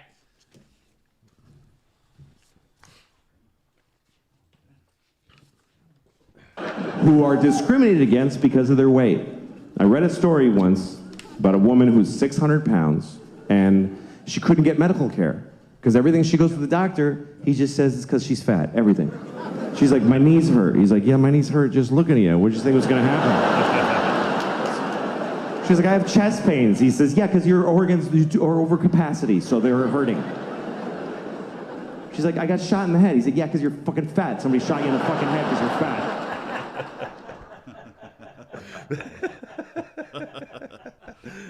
little Louis C.K. for you. A bunch of Democrats in the Congress in Washington are demanding that Atlanta be the site of next year's Democratic National Convention. In the bins? Until they give us an apology. All-Star game. And this business with Jim Crow 2.0 and the All-Star game and the whole, keeping people from the polls, and even though we have record turnout on black and everything, if they come here, let's pick it. Shut them down. Let's pick it. We do more than pick it. We lie in the streets. We make sure they can't get anywhere. They can't drive. They can't go in public transportation. Shut them the hell down. If they're on MARTA, if they're in the airport, if they're on Uber and taxi, anything, shut them. Do it. Do what they pulled. Do what they pulled. Shut them down to make it so they can't operate. Screaming, you go into every convention place and just we hate you. Just completely ruin their lives. Screw them.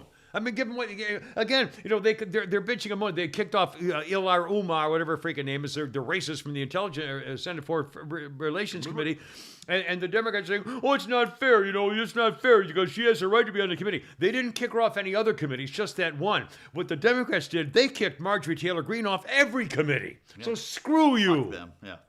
Kiss my ass. I'm seriously. That's just That's too much. Jane Fonda. Did you have something about Jane Fonda you wanted to mention? No, I did not. Okay.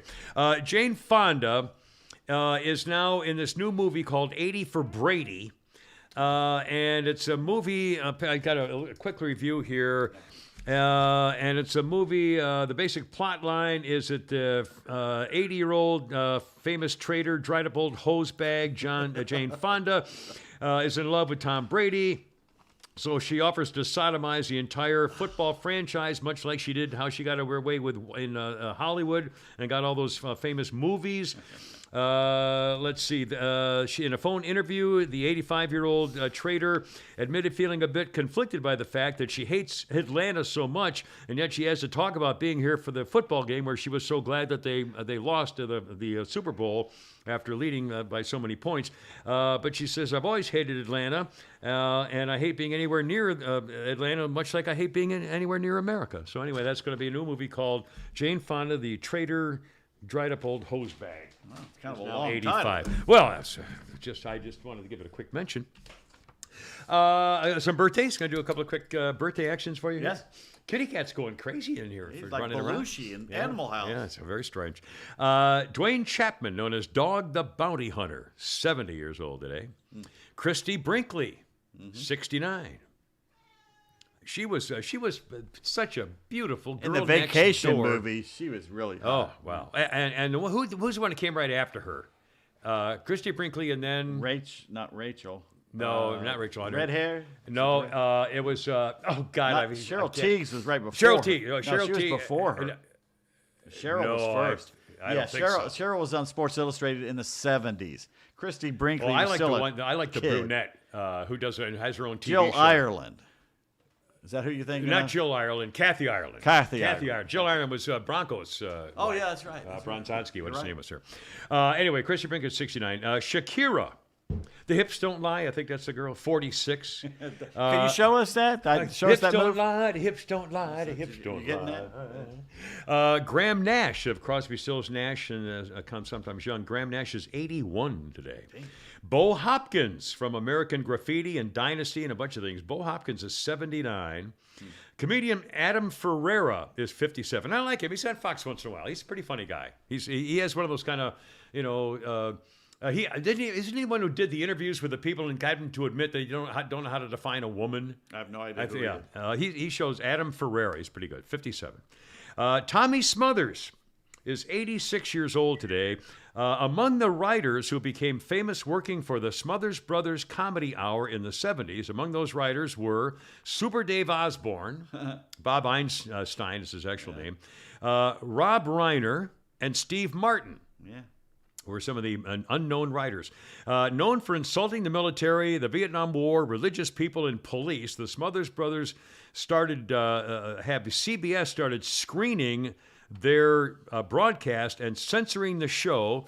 The Smothers Brothers took their feud to the press. The media was all over this. There were so many, they were censored. They complained about Vietnam in particular and Nixon year and everything else. The Smothers Brothers sued tried to have the FCC intervene, but eventually in 1969, CBS had enough and said, you're canceled. It was a very popular show, but very provocative and very controversial. So CBS in 69 finally canceled the show on ridiculous premises about not coming up with their quota in time or some statutory thing. But the Smothers Brothers sued them and won money from CBS. You know what replaced their show? The summer replacement that played. Was that Andy Williams or somebody? Glenn Campbell. Oh, was that Glenn Campbell? Yeah, that's true. Well, because he was a very just kind of a country boy and nice long hair, but played the guitar and was Mr. America and He and Bobby Goldsboro were about the same thing. Bobby Goldsboro, remember him? my God, yeah. Honey, Oh God, now you remember. And that haircut, those sideburns, and when you said honey, speaking of the 10 offensive, yeah. oh God, Honey. we would have every military installation in Vietnam. There was a bar at least nearby, or there was an NCO club. There was some kind of minor entertainment or recreation somewhere, if there was any civilization at all. And you would have these cute little Vietnamese, girls would go, honey, I too late too long. I come home to plant the tree. Honey, she know there. And I go, oh God, guys are bawling their eyes out at Christmas 1968. just bawling like crazy. Honey, she told her the tree too small. Oh God. I'm surprised it wasn't Bobby himself singing there. That's all the gigs he could get at that point, Anyway, a couple of things. For the record, this was in 1887. Actually, this was the first official Groundhog Day celebration. And incidentally, the National Groundhog Day Punxsutawney Phil did see his shadow, which means it was sunny, which means more winter, which doesn't make any no sense. sense whatsoever. Luckily, General Beauregard did Lee not see his shadow, so we are going to get an early spring. You know who told me that? No. The guy doing my emissions test today. Oh, he does that, Did you hear about the groundhog? I'll be there. He knew both of them. That's a good sign because we've been lucky this year. Pretty really. Yeah, it's no been ice storm and no been a snow. Okay, Yeah. now you've done it. I just screwed up. On this day, 1923, for the first time in the early auto years. Well, we just missed it, by the way. That storm went through Oh, I know. Texas. It's Do you not know right over now, yet. it's minus 30 in Boston. It's minus 60 in Maine. Maine. Wow. Minus Yeah. 60. Yowie. And everything froze here at minus 5. Yeah. No, at 5. Yeah. We just missed it. It went through Texas and it swung northern up. Tennessee Yeah. and then went right on up. Thank you, Gulfstream or something.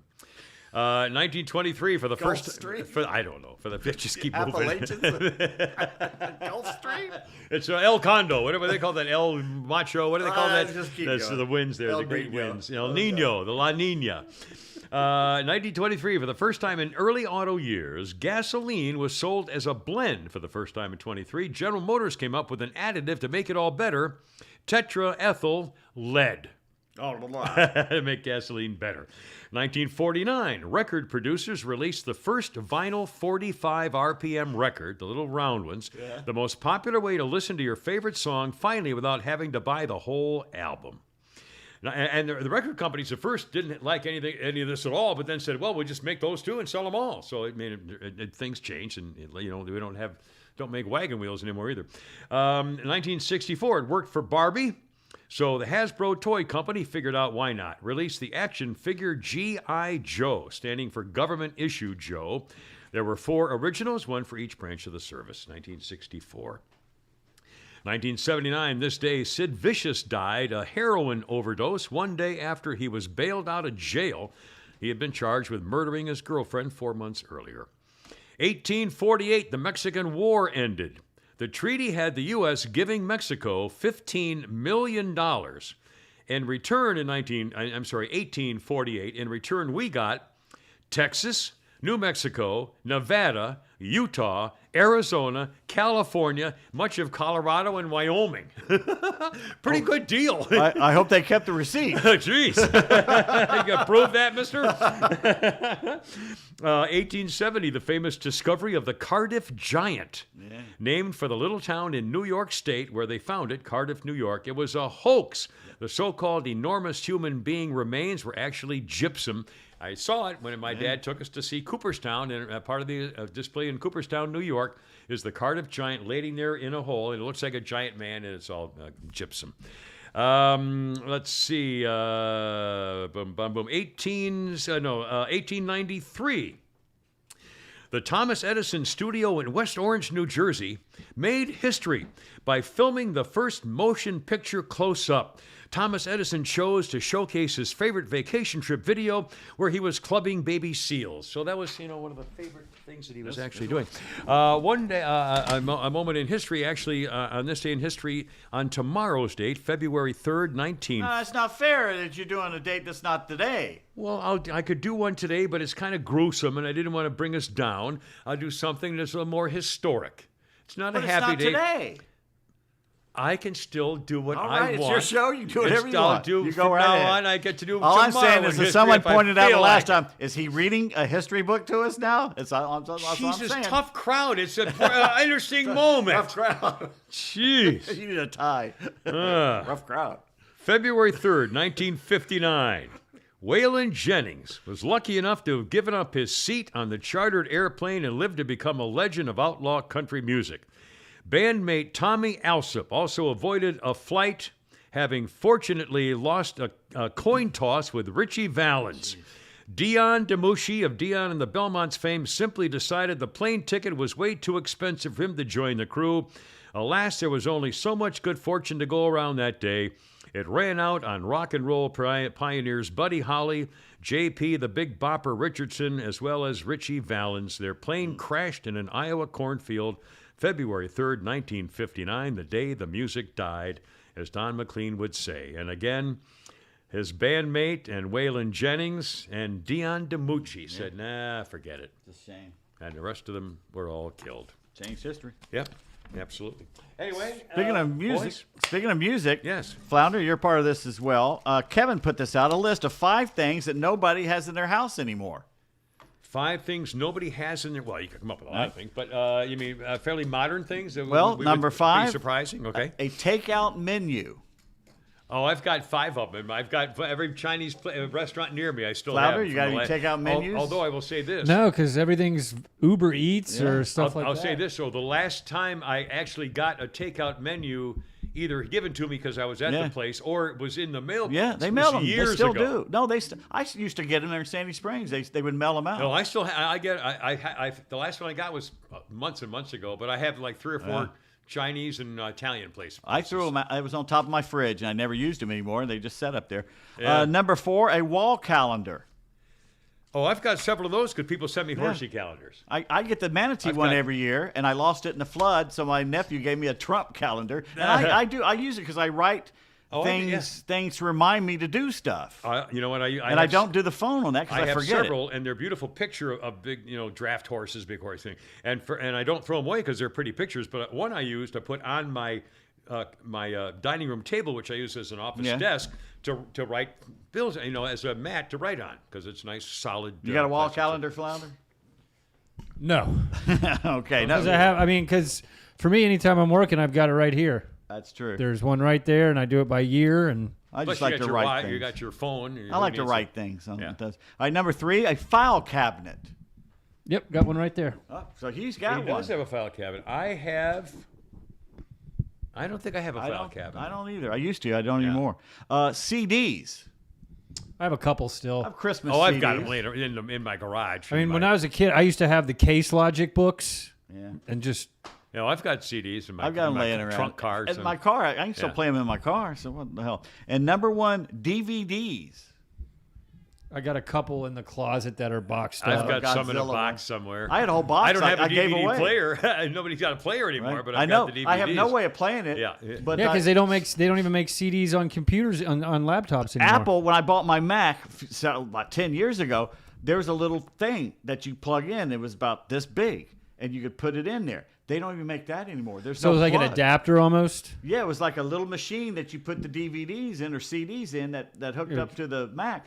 Not anymore. Really? Wow. Not anymore. Well, the other thing is with Apple, the other thing they're phasing out is the USB port. Yeah, they're going back to a universal type God's thing. sakes. Well, they're getting rid of the light. No, they're getting rid of the Lightning port, which is this little bitty Yeah, the thing. little small. Is that I think they're going to the USB. they're going back to USB? That's what I heard. I don't know if it's true or not. That would make more sense. Yes, because it would make everybody it more uses it. But again, that's Apple. Apple wants their own setting for Same everything. thing. For God's Did you know that Mozart disliked a female singer named Adriana Ferrazzi del Bene so much Yeah. How much? because she had a tendency she would drop her chin on the low notes and she'd throw her head back on the high notes. So he intentionally wrote a song with constant leaps from low to high to make her head bob up and down like a chicken. By the way, Amadeus is a great movie. It sure is. I wish I had it that I could play anytime I wanted to once in a while You can because get it's it. You can just stream I it. love the when Salieri is in his house and he's in his head listening to the music that he put down without a mistake one time originally on paper and all those and the you know how one phrase leads into an I mean guys it's stunning. I mean if you like music it was. That's Milos Forman. He did a lot of great films. He could do that. And it's like 4 hours long. I mean, it's a very long movie, but very well done. How do you tell the sex of an ant? How do you tell the sex of an ant? Well, you see whether she's got any panties on. I don't know. Ant panties. Ant panties. I know an ant panty. What's ant panties porch? How do you tell that? If you drop an ant in water, Yeah. if it sinks, it's a girl.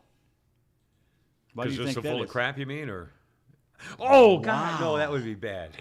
If it Ants. sinks, it's a girl. Yeah. If it floats, boy ant. Oh, Jesus. You know, for a minute, for one split portion of a second. Pussy boy ant is Figured what I there was was an saying. actual reason that a female ant would have more venom in her tailbone or something. Clearly. You ever heard of Bob Bourne? Bob Bourne? Yep. Bob Bourne. Bob Bourne. I don't think Well, so. first you're born, then you die. He is dead. Yeah. He bought and started the Rada Candy Company. He's the guy that invented the mass-produced Peep.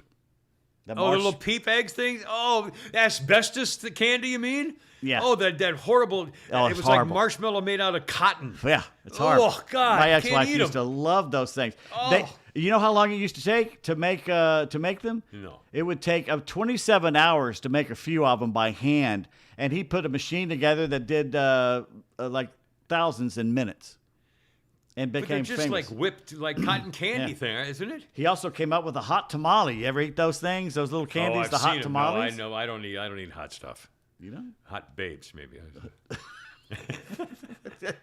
Oh, I don't think we should have gone there. Well, Here's that what one I Kimmer did the other day, and he wrote me. He's trying to figure out how to work Rumble, and he couldn't figure out the. I don't know, Flounder, if you saw this one, the text exchange we had here. He couldn't figure out where the comments were on Rumble.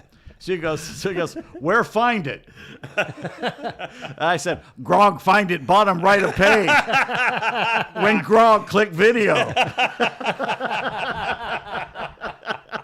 I should have said Thorfinn. Was trying to save time. What do you call a cult that is hard to get into? Democrat Party? Oh, sorry. Difficult. Difficult. Oh my God.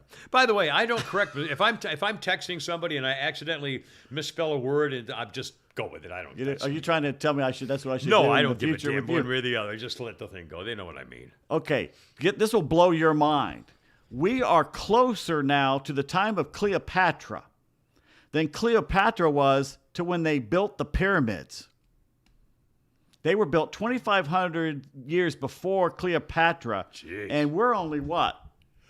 1,000 years. Well, what was it? From her? 1,500 years. We're about 23. That's what that. 2,300, yeah. Because she was around, what?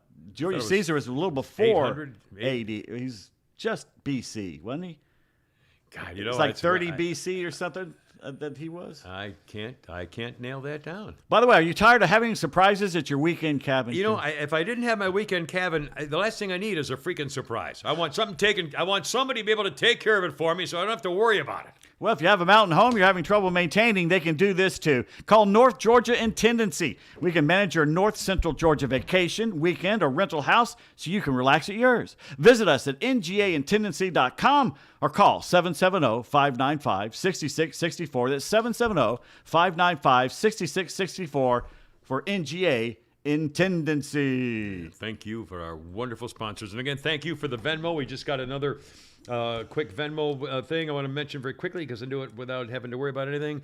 Here we go.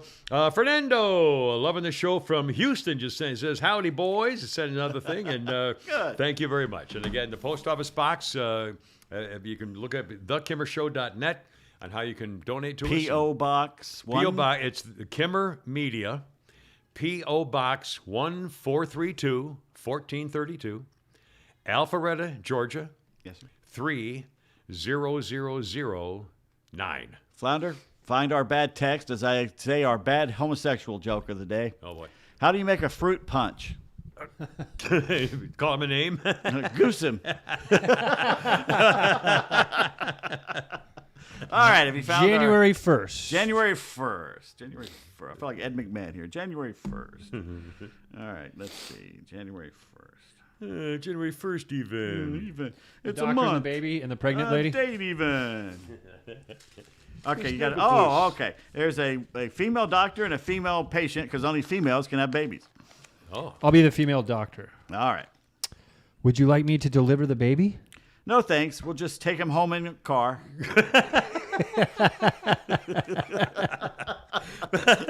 Okay, well. No, that's all right. I'm pretty clever. All right, boys, final weekend thoughts? No football this. I can't. It's kind of bad. Well, Pro Bowl. Oh, are they even? They're not even doing that. Are they having like a competition now to see who can throw it the farthest? Before the end of the month, there will be baseball games to watch. And pitchers, catchers come back this month, I think. Right? Spring training, first Braves game is the 25th. Well, that's a good sign. Looking forward to it. Strick says that Apple's going to go to a C port, USB-C. What is that? USB-C. I've never heard of that one. Is it going to screw us again like the rest of them? Yeah, here we go. Again, thekimmershow.net. You can sign up for all this stuff and help. We're trying to, we're actually getting to the point where we need to, keep helping us work out, or we're going to have to do something different. So we want you to come to your help house us out the best way you hold can. Yeah, have sponsorship parties in your driveway or something. That cat's strong as hell. He's banging on that door like a dog. The kid, he's in. Hoorah, Semper Fi. I gotta go to kill me. Boys, have a great weekend. God bless America. Thank you so much. If you page me again at 6 a.m. Sunday, I swear. This morning I did it. This morning it was 6 o'clock, and I did it only to Flounder. I says, "Where's my list?" So I left you off of it. So I'm trying to get better. Oh, we did. We got to play our song. Oh yeah. Listen, before we let you leave, we're gonna play our song here. What song? Well, it's a song. I want you to see if you can figure out not who's singing it. What is the name of the song? Okay. A little name that tune. All right. May have to be a little while for you to figure it, but we'll figure it here.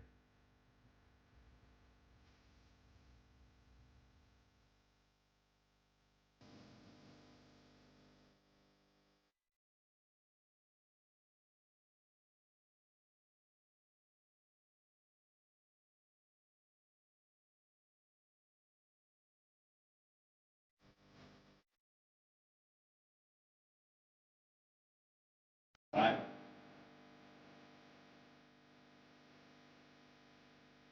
Know this song?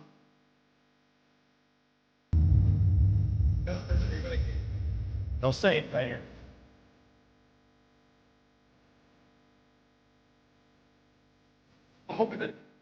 Who usually sings "Where the Streets Have No This"? You too. You too. You Keep listening.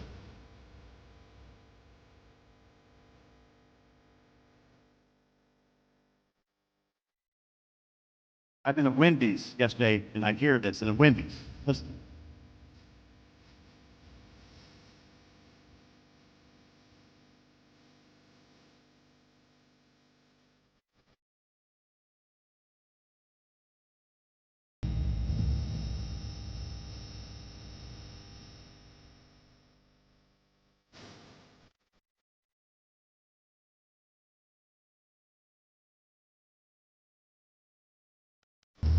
No, they say it's about halfway through anyway, so it's got to change.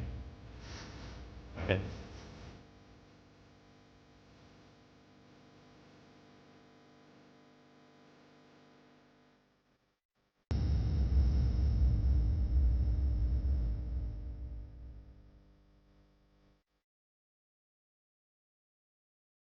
What's this song?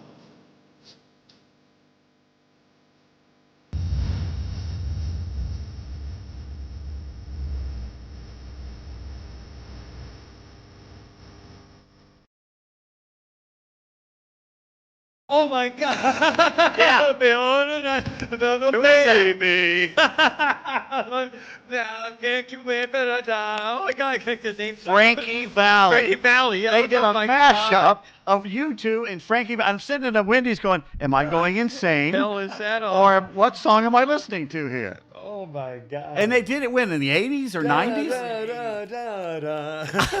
Anyway, and I kept going, no, that can't be true. A disco beat. It's the Pet Shop Boys, by the way. Is that what that Remember was? them? Pet Shop Boys. Oh, from God, The 80s. 30 years ago Yeah. or 40 years. Oh my God. I'm dying. This is Anyway. boys. There's your earworm for the weekend. All right. Hoorah. God bless America.